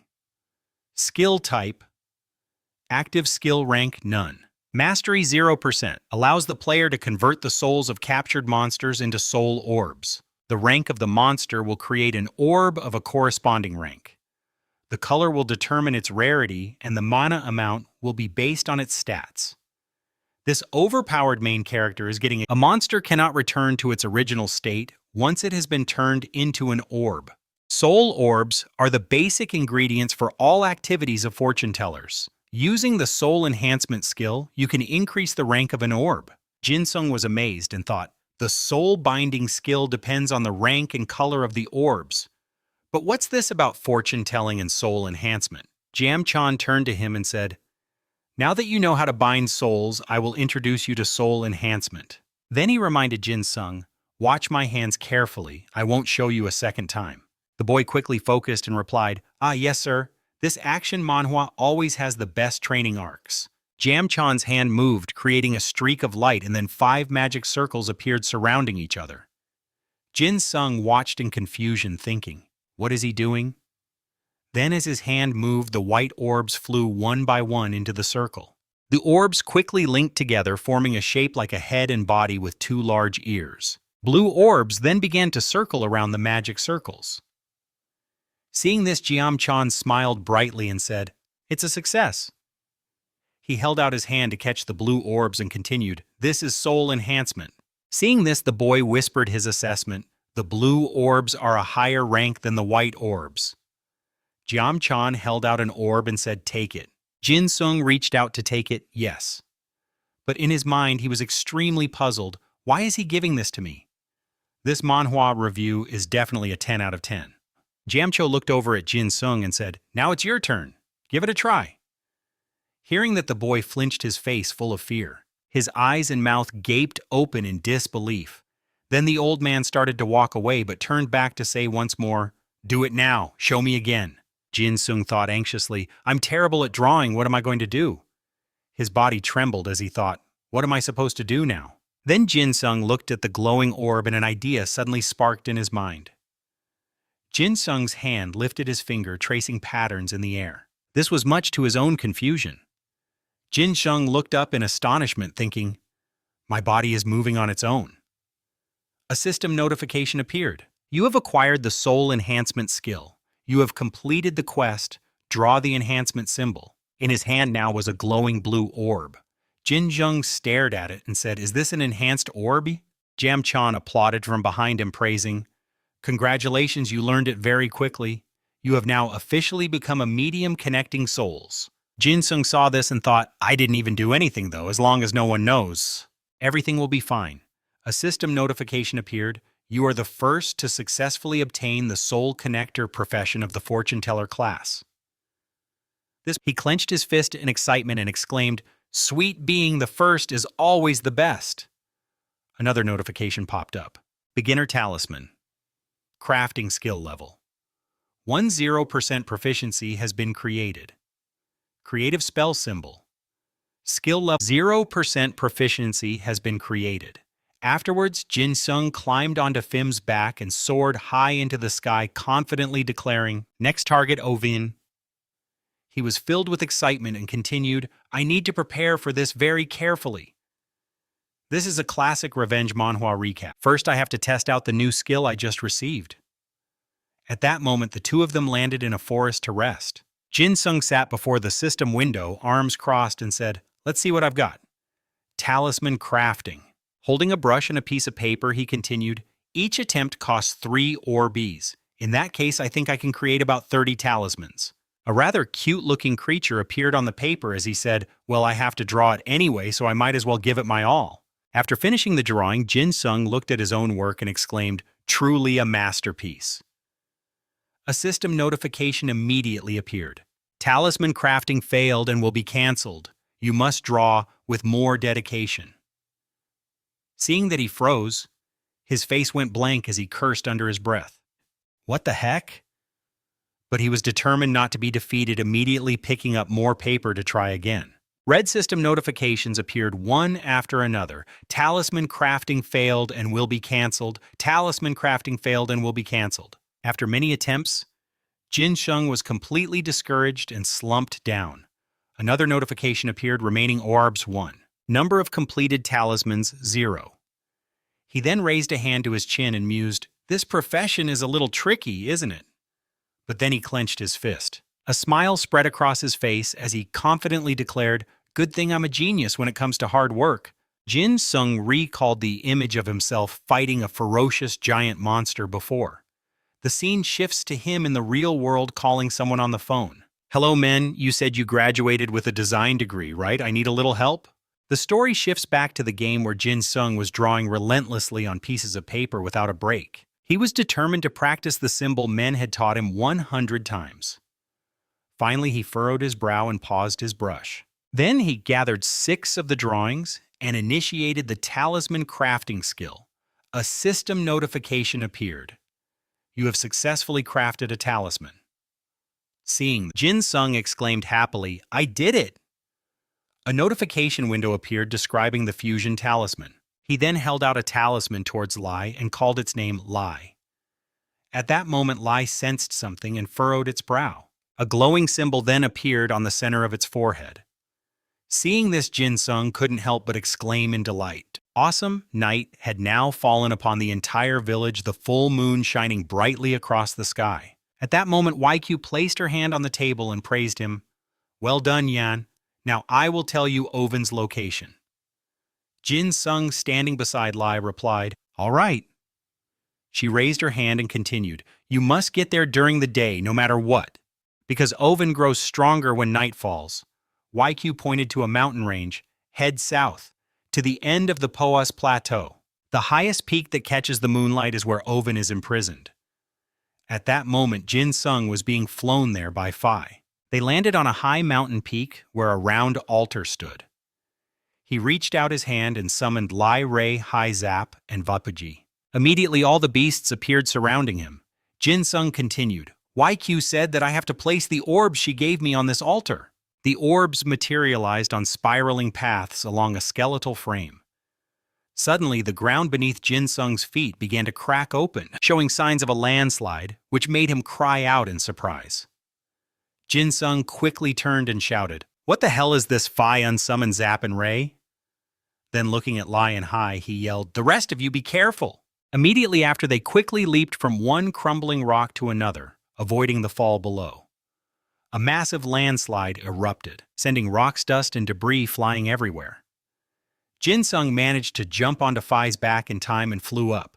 The high mountain was now in ruins with scattered rocks piled haphazardly. He sighed and wondered, Phew, is that it? Just then, on a rocky outcrop, a dazzling red orb appeared, glowing brightly as it floated up. It emitted streams of red energy downwards, making Jinsung's group look up. Then a giant wolf materialized. Seeing it, he exclaimed, Is that Oven? Yes. Suddenly, the red light shot upwards, sending boulders flying before shining down blinding rays that forced Jinsung to shield his eyes. But suddenly, over on the side, Lai collapsed completely motionless. Seeing this, he shouted, Lai! A notification popped up. Lai is in critical condition. Across from them, the wolf had fully appeared. It opened its mouth and let out a ferocious roar.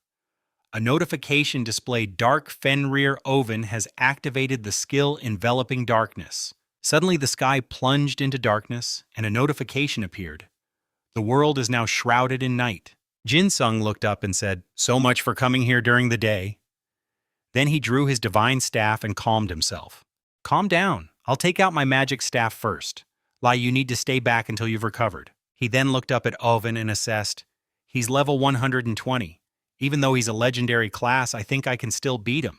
At that moment, Oven spread his claws and tensed its legs, preparing for battle. Jinsung was immediately attacked, raising his staff to block Oven's powerful strike while shouting an order. Phi, hearing the command, immediately charged and attacked Oven from behind, making him cry out in pain.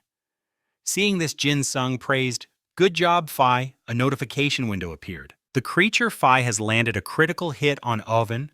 Oven's health dropped to 13,250. Seeing this, Jinsung held his staff horizontally, smirked, and said, All right, we can do this. He growled furiously after being attacked from behind, clenching his teeth. Then Oven stood straight and let out a mighty roar as his power radiated outwards. A black and red aura enveloped his body. The system window continuously flashed with red alerts. Dark Fenrir Oven has activated the skill Shadow Invasion. Oven's movement speed increases by 50%. All of Oven's attacks now land as critical hits. Oven is immune to 70% of all incoming damage. Shadow Invasion will be active for 3 minutes. Seeing this, Jinung cursed, What kind of insane buff is that? The entire village was now enveloped in darkness with flashes of crimson light. YQ, sitting inside, looked out and clenched her fist, saying, That must be Shadow Invasion. Is Oven going all in again? Then she turned back, worried, This is really bad. If I'm not mistaken, he won't be able to defeat Oven alone. On the other side, Jinung was panting heavily. He was using Papuji's shell to defend himself. Looking at Oven, he thought, I managed to summon Jay and Slap before, but I had to cancel the summons. How am I supposed to beat him now? Jinung looked at him and made a silent resolve. If I want to end this fight, I have to do it before he can use Shadow Invasion again. But a blazing red orb, crackling with power, materialized in Oven's hand. Then without hesitation, he hurled the incredibly powerful attack straight at him. Jinung's eyes widened in shock as he retreated. Papuji's shell was knocked aside, but he quickly brought his staff up to block the attack. But the impact sent him flying backwards. They were locked in a power struggle, but Jinsung was no match for Oven and was violently thrown into a large rock behind him. He collapsed to the ground. Seizing the opportunity, Oven summoned another red orb, preparing to strike Jindung. On the ground, he squeezed his eyes shut, preparing for the inevitable. I'm about to die. It'll probably take 24 hours to respawn. But I still have to evolve Lai. However, just as the situation seemed hopeless, Lai appeared from nowhere and bit down hard on Oven's arm, making him howl in pain. Jinsung watched in astonishment, crying out, Lai! He then struggled back to his feet, summoning a magic circle and shouting, You'll be killed! Lai, cancel summon! A system notification popped up. Lai's summon cannot be cancelled. Jindung was utterly shocked, thinking, the summon can't be cancelled. This has never happened before. Suddenly, Oven swung his free arm and landed a powerful punch on Lai's face, who was still latched onto his other arm. He screamed, Lai! A red warning notification appeared. Lai's remaining HP 0. Jinsung panicked and shouted, Damn it, Lai, why couldn't I cancel the summon? But then he stopped confused and asked himself, Wait, why isn't there a notification saying Lai has died? A new system window appeared. Brady H's hidden skill has been unlocked. He looked at the surge of energy in front of him, realizing it was a sign of evolution. If that's what this is, then there's still hope. Just then, Jinsung paused. A look of confusion crossed his face. Wait a minute. Why isn't Oven attacking during the evolution? Suddenly, a blazing red orb appeared in the center of the light. Oven suddenly spoke gently, calling out a name, Charlotte. Hearing that voice, he was taken aback. It can talk. At that moment, the light from the orb of power began to grow even brighter. Lai, having now taken on a new form, declared, I am not Charlotte, my friend. The blood-brown wolf Lai has evolved. Jindung's eyes widened in sheer astonishment at the sight. Lai can talk now, and not only that, he's walking on 2 feet. This Manhwa recap just showed a great power-up for our on 2 feet again. Hearing that declaration, Oven broke out in a cold sweat and stammered, Is that so? If that's the case? Then he revealed his ferocious nature, lunging. The two clashed head-on in an incredibly tense confrontation. Oven was at a slight disadvantage after taking a heavy slash from Lai. But right after he regained his footing and fought back. Seeing the tense situation, Jinsung quickly moved to help. Lai can't fight properly yet. Finn, go help him now. Finn immediately rushed forward and delivered a painful scratch. Then he seized the opportunity and ordered Finn to use his skill. Finn crushed Jinsung, turned to observe the state of the battle. It's still not enough. Even after evolving, Lai can't win.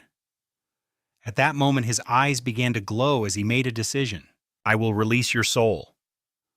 The system bro immediately sent a flood of notifications.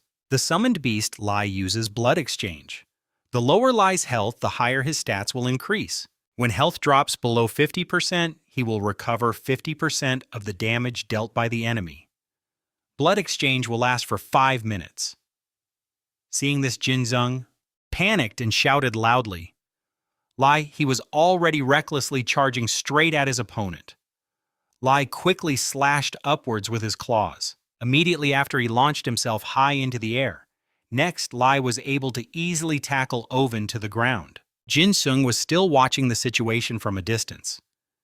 He was also surprised by his summon's upgraded power, a classic overpowered main character moment. This is amazing. Right after notifications about his achievements appeared, having defeated Oven, received 127,423 experience points, obtained Oven's greatsword, and obtained Oven's primal soul. Phinia then appeared, showing her sincere gratitude. Thank you for freeing my soul from its bondage. Lai stood opposite, deep in thought. That was a close call. Jinsung saw a bright future ahead. Lai has evolved, so what kind of reward will I get now? Phinia continued her story. She paused, then made a decision. You must have received an item from Chot's blood. I will give you an item from the lineage of darkness. Hearing this, he was puzzled. The lineage of darkness. What's that? Then at that very moment, Phinia pointed to the sky and told them, "Look over there." Two orbs of different colors were floating in the sky. Phinia also gazed upwards, her heart filled with memories. "Lunatic Han, it's been a whole 100 years since I last saw it. How nostalgic I've been shrouded in darkness for too long." Jinung was a bit surprised, blankly repeating the name. Lunatic Han. Phinia understood and immediately explained in detail.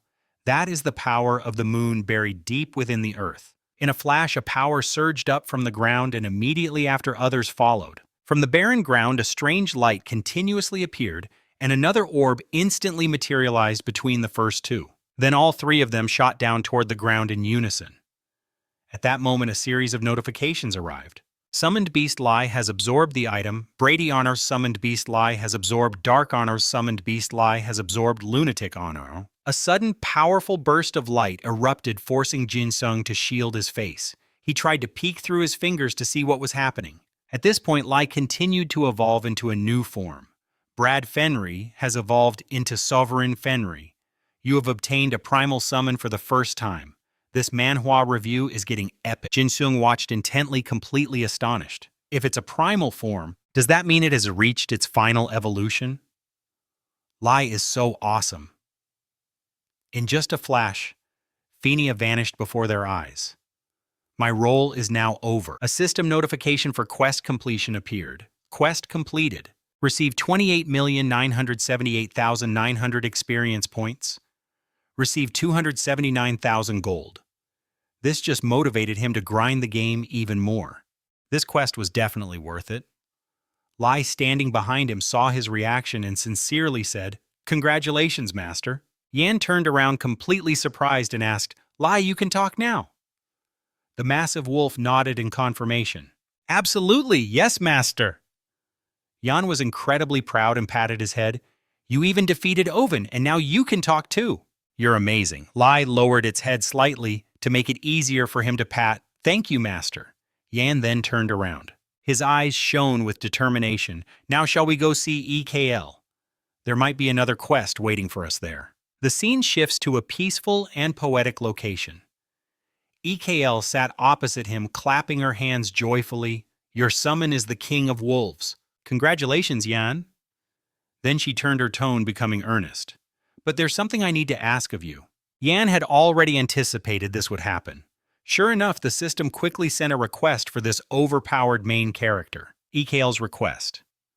The one who was victorious in the battle against Oven has earned EKL's high praise. She has given you a very important imperial document. Deliver this document to the Emperor of the Rospel Empire. Quest difficulty: None quest? Condition: player recognized by EKL. Time limit: none. Reward? Unknown. At this, Yan smiled cheerfully and agreed, "I understand." He was walking down the street with Lai. "We could go to the Imperial Palace right now, but it's quite far." Yan turned with a cheerful look and said, "I also want to go hunting with the newly evolved Lai. Let's go to a dungeon." The wolf, still walking beside him, agreed, "Very well, Master." Just then, from one side, Rune's voice suddenly called out, "Yan Yan!" He stopped and slowly opened his screen. It was a large-scale upgrade anniversary event. "Check this link, new event." An event notification was sent to Yan. "Our focus for this Manhwa recap. Post a combat video from the East Forest on the event notice board.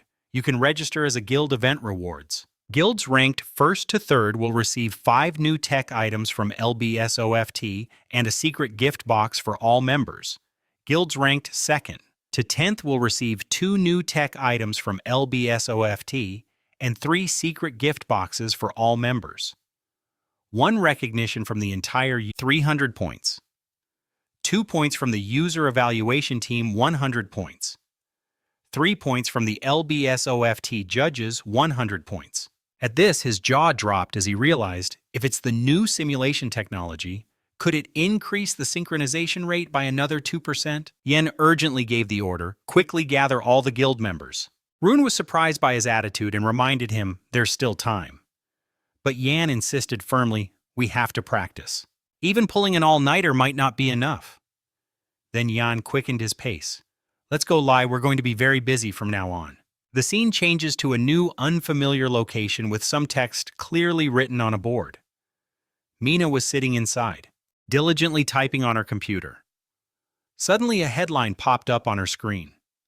She was taken aback as she quickly skimmed it. Palandal dungeon cleared in 15 minutes.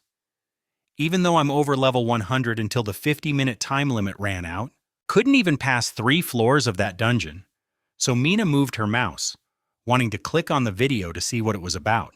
Just then the computer suddenly blared out, "Entering the Volon dungeon." Immediately everyone around her gathered and started talking. "What is this, Mina? You play this game too?" "Me too, me too." "What level are you?"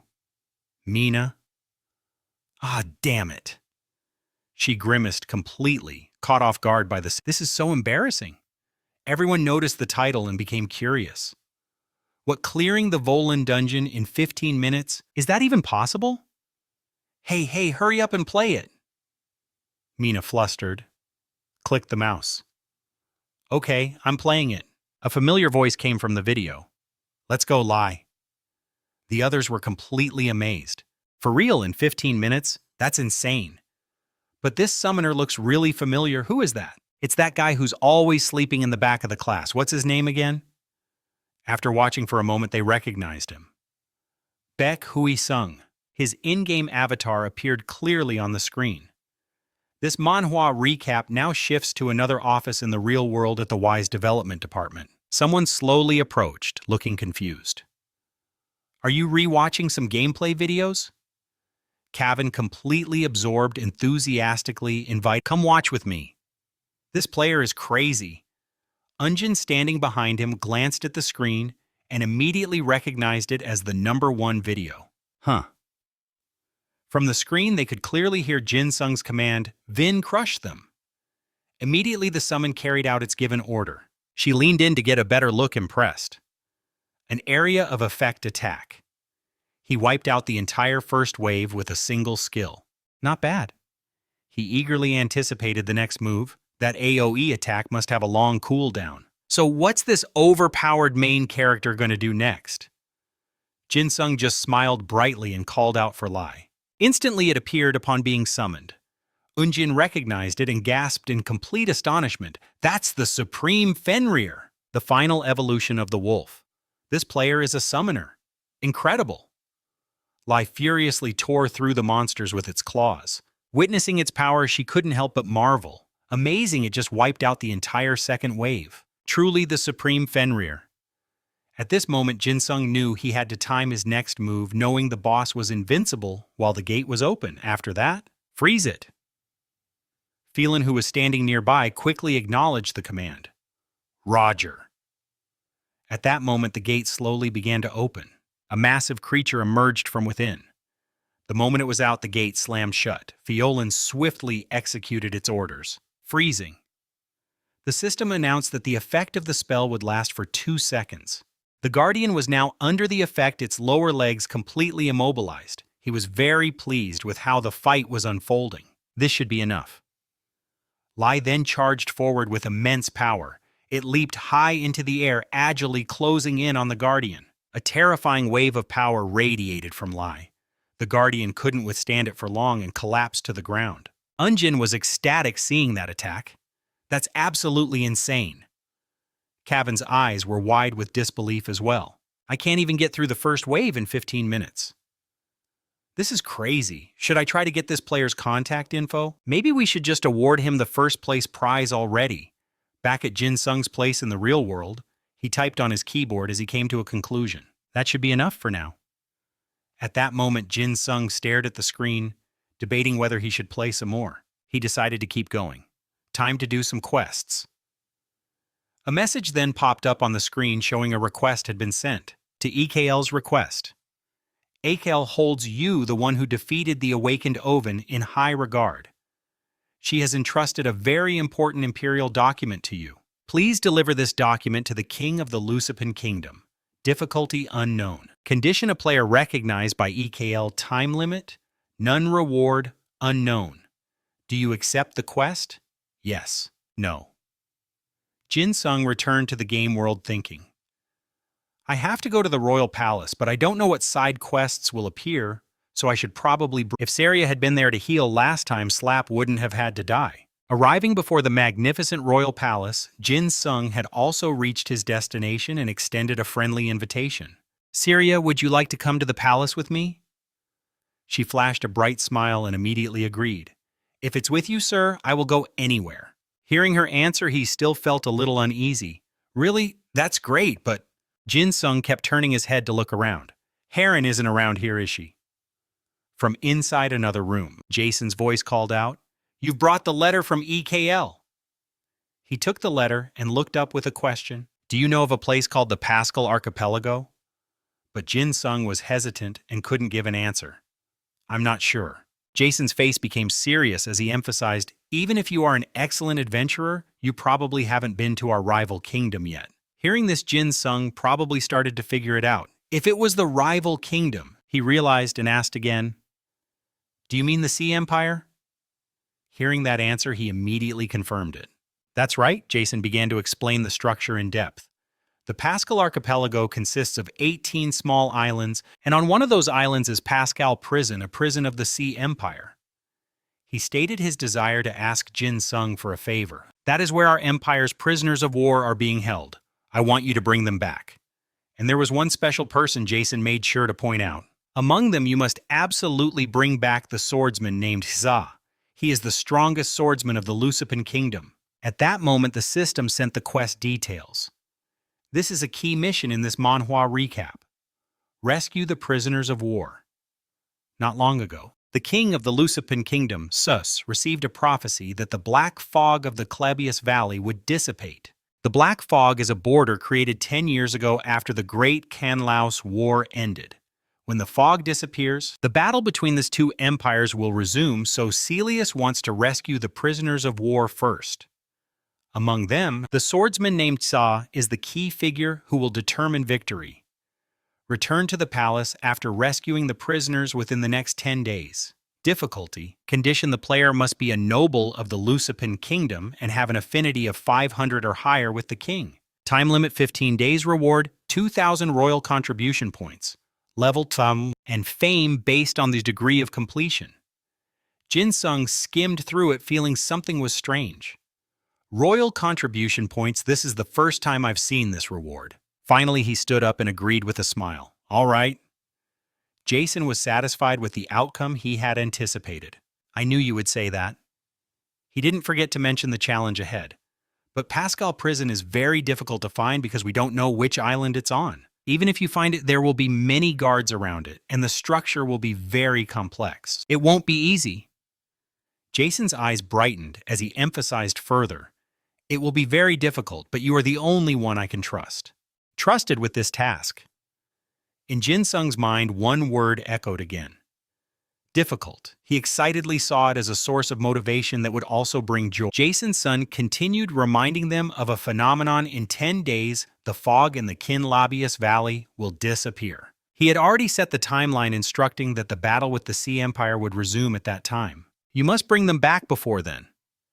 Just then, Jinung immediately remembered that in 10 days, there's an update. Isn't that when the new update is released? Jason's son was extremely confident and wanted to provide resources.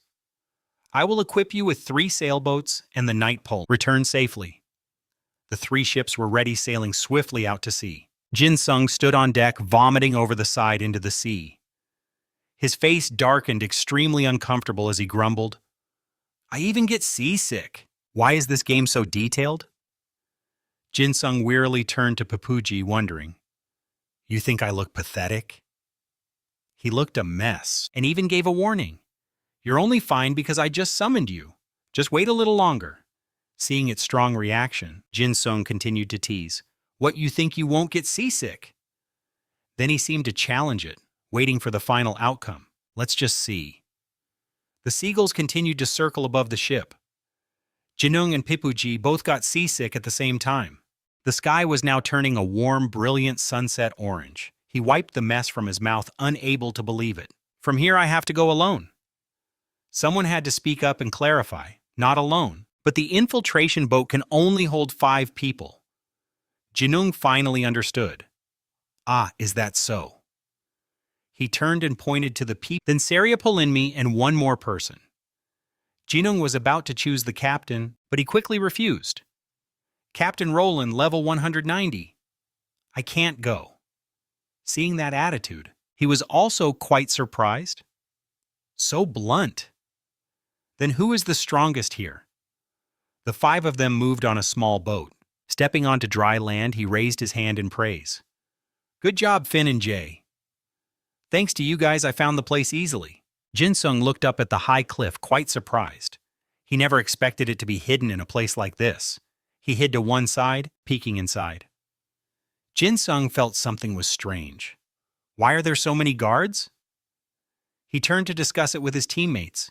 Should we just go straight in? If things get chaotic, it'll be easier to escape.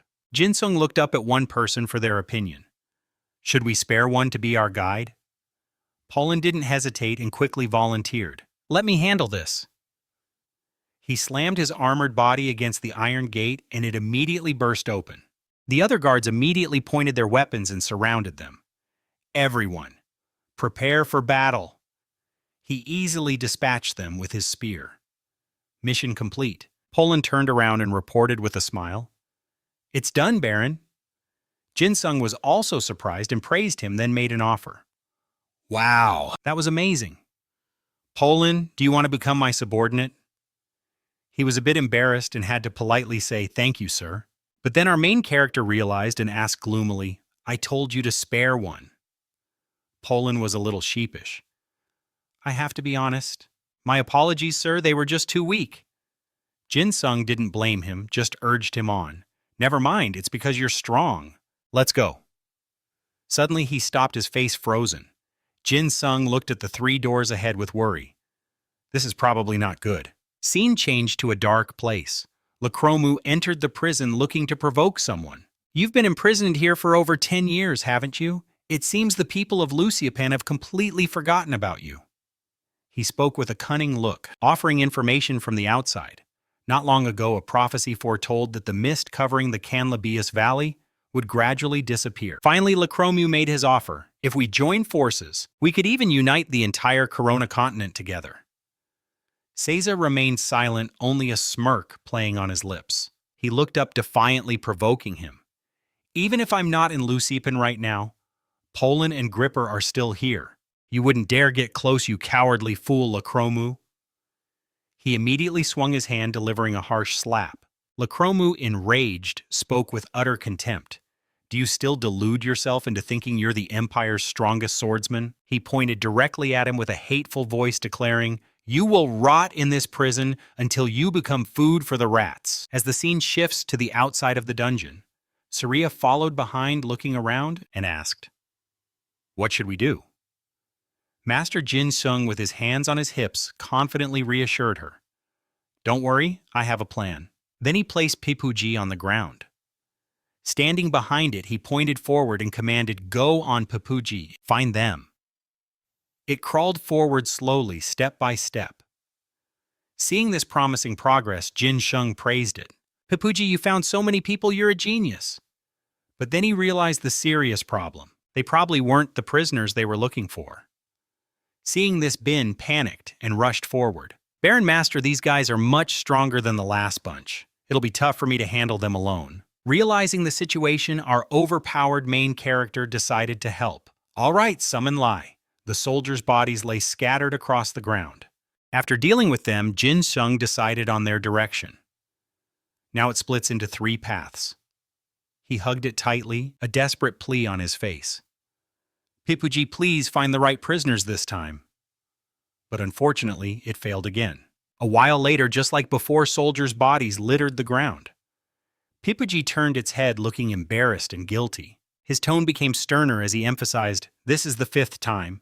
Bin could only offer an awkward chuckle. It's an endless cycle, and the deeper we go, the stronger these soldiers get. Suddenly, Jinsung looked up, wondering, What's that, seeing a large hole high above? He was startled. Why are there plants growing only around that area? Jinsung's face contorted in thought. Could it be? To investigate, he shouted to the others. I'm going up there to check. I'll leave Lai and the rope with you guys. Hold your ground. Bin quickly acknowledged the order. Understood. Jinsung then hurriedly climbed up to investigate. He mounted his bird to fly higher. Looking down at the ground, Jinsung knew he was right. Just as I thought. He touched a patch of grass, overjoyed. Here it is. Jinsung looked up, laying out his plan. Bin, when I get down there, use your sweeping attack. I will attack from below while you attack from above. Seeing his worried expression, he immediately turned to reassure him. How will I get down there myself? Don't worry. Then Jinsung quickly jumped straight down while summoning. Ha! The other guards immediately raised their weapons on alert intruder. At that moment, Phi swiftly flew in, attacking with its power. He raised his weapon, forming a shield to block the attack. As a Manaspia sphere, a massive wave of power flew towards them. After it was over, the ground began to crack, and Jinung and Hei slowly stepped inside. Someone had been imprisoned there for a very long time. Jinung was a bit hesitant as he slowly moved inside. That NPC seemed to say, you are a player from the Lucipin Kingdom, but you've managed to find your way here, haven't you? But suddenly he heard a strange sound, the voice of a player. Suddenly someone approached from a distance and questioned him. Are you hunting for something? Jinung tried to remain calm and looked up. That's right, are you also hunting for something? I guess they're from the Empire. If we end up fighting, this will be a real headache. Her attitude didn't seem very friendly. So what if I am? He calmly proposed a good solution for both sides. Then how about we both just finish our own business without needing to fight? Mindlessly rushing into a fight isn't a good idea. She gave a sinister smile and declared, You're right. Anon level Anon, but right now I really want to warm up a bit. Just then she grabbed her sword and lunged to attack. Luckily, Jinung managed to raise his weapon and block it. He then quickly jumped back to create some distance. Facing this person, Jinung became extremely worried. Damn it, it's come to this. I have to defeat them quickly. Hey, Guardian of the Wind. He tried to deduce his opponent's class, guessing she was probably a warrior. The system displayed the following information about it. The agility of the familiar Hei will be increased by 5,725 times for the next 2 minutes. Jinung realized the seriousness of the situation and hurried, I have to win with agility. Anon, still extremely confident, taunted him. So you're a summoner who can use Hei as a familiar? She tried to attack again, but he quickly escaped. He rode Hei to escape, looking back at the wall. The wall crumbled like a piece of tofu. Getting hit by just one of those would be certain death. Jinung stopped, turning around, wanting to end this quickly. I have to end this battle before the Guardian of the Wind's effect wears off in 2 minutes. Hei! A terrifying surge of power flared up brilliantly. From it, Hei rushed out and attacked her. The familiar Hei inflicted significant damage on the empty phantom. The power of the empty phantom was reduced by 9,685. At that moment, as Jinung dashed past, he figured out the problem. The system displayed the player's name as Anon, but it had just referred to the empty phantom. This bastard isn't in their real body. Was she using a clone technique again? Your feint tactic is quite impressive. Let me show you something. Then Anon shouted loudly, preparing to summon the Lotti's killing array. Jinung broke into a cold sweat, extremely tense. If this hits me, I'm dead for sure. Luckily, he quickly turned to one side and shouted, Pin. Then Jinung jumped on its back and escaped. He looked down at the area below, completely amazed. The destructive range is insane. If it weren't for Pin, I would have definitely been hit. But for such a powerful skill, Jinung continued to estimate that it would obviously have a very long cooldown. A gash was created, looking incredibly painful. He seized the opportunity, quickly preparing to counterattack. Right now, Mana Sphere. From high above, a terrifying power was heading towards her. From above, the destructive power was clear to see. Anon had taken significant damage. Annon's power had decreased by 21,764 times. Annon then revealed herself and praised him. Impressive for a summoner to be this powerful. She then cryptically said she was leaving, but that he was still too green. I have completed my hunt. After that, Annon's entire body gradually vanished, without a trace, promising to meet again. Only then did Jinsung let out a sigh of relief. Then why did she pick a fight with me in the first place? So weird. I should get back to my own hunt. Where's Caesar? His bruised and sullen face suddenly appeared. Jin Sung reacted with a startled and confused grimace. You scared me. When did he start watching? Suddenly Caesar called out his name, his expression turning serious, instructing there isn't much time left. Get me the key to the shackles over there, the handcuffs, and leg irons were removed one by one. Jin Sung was incredibly surprised by this feat. With your bare hands, Caesar was rubbing his wrists, emphasizing, from now on leave everything to me. Please lend me a sword. Jin Sung still didn't understand his sudden intention. Don't tell me you're planning to.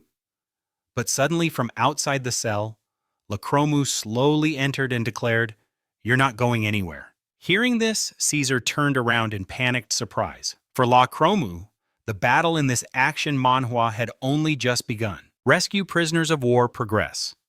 1 out of 77, 1.29%. On the screen, a live news broadcast was playing the latest update on the Navy versus the Lucipan Navy broadcast live. A countdown timer began to tick. With a single flick, he sent the fixed lock flying. Jin Sung was quickly instructing everyone to escape. If you head straight south, you'll find a galleon ship docked there. They rushed off, filled with gratitude. Thank you, Your Majesty, for not forgetting us. The mission progress was almost complete. Rescue prisoners of war. Mission progress. 72 out of 77, 67.5. He was silently celebrating to himself. It's almost done. Good thing I sent a message to prepare the ship in advance. Suddenly, Jin Sung froze as he opened his screen. The system had just sent him a surprise mission, a surprise event. Stop the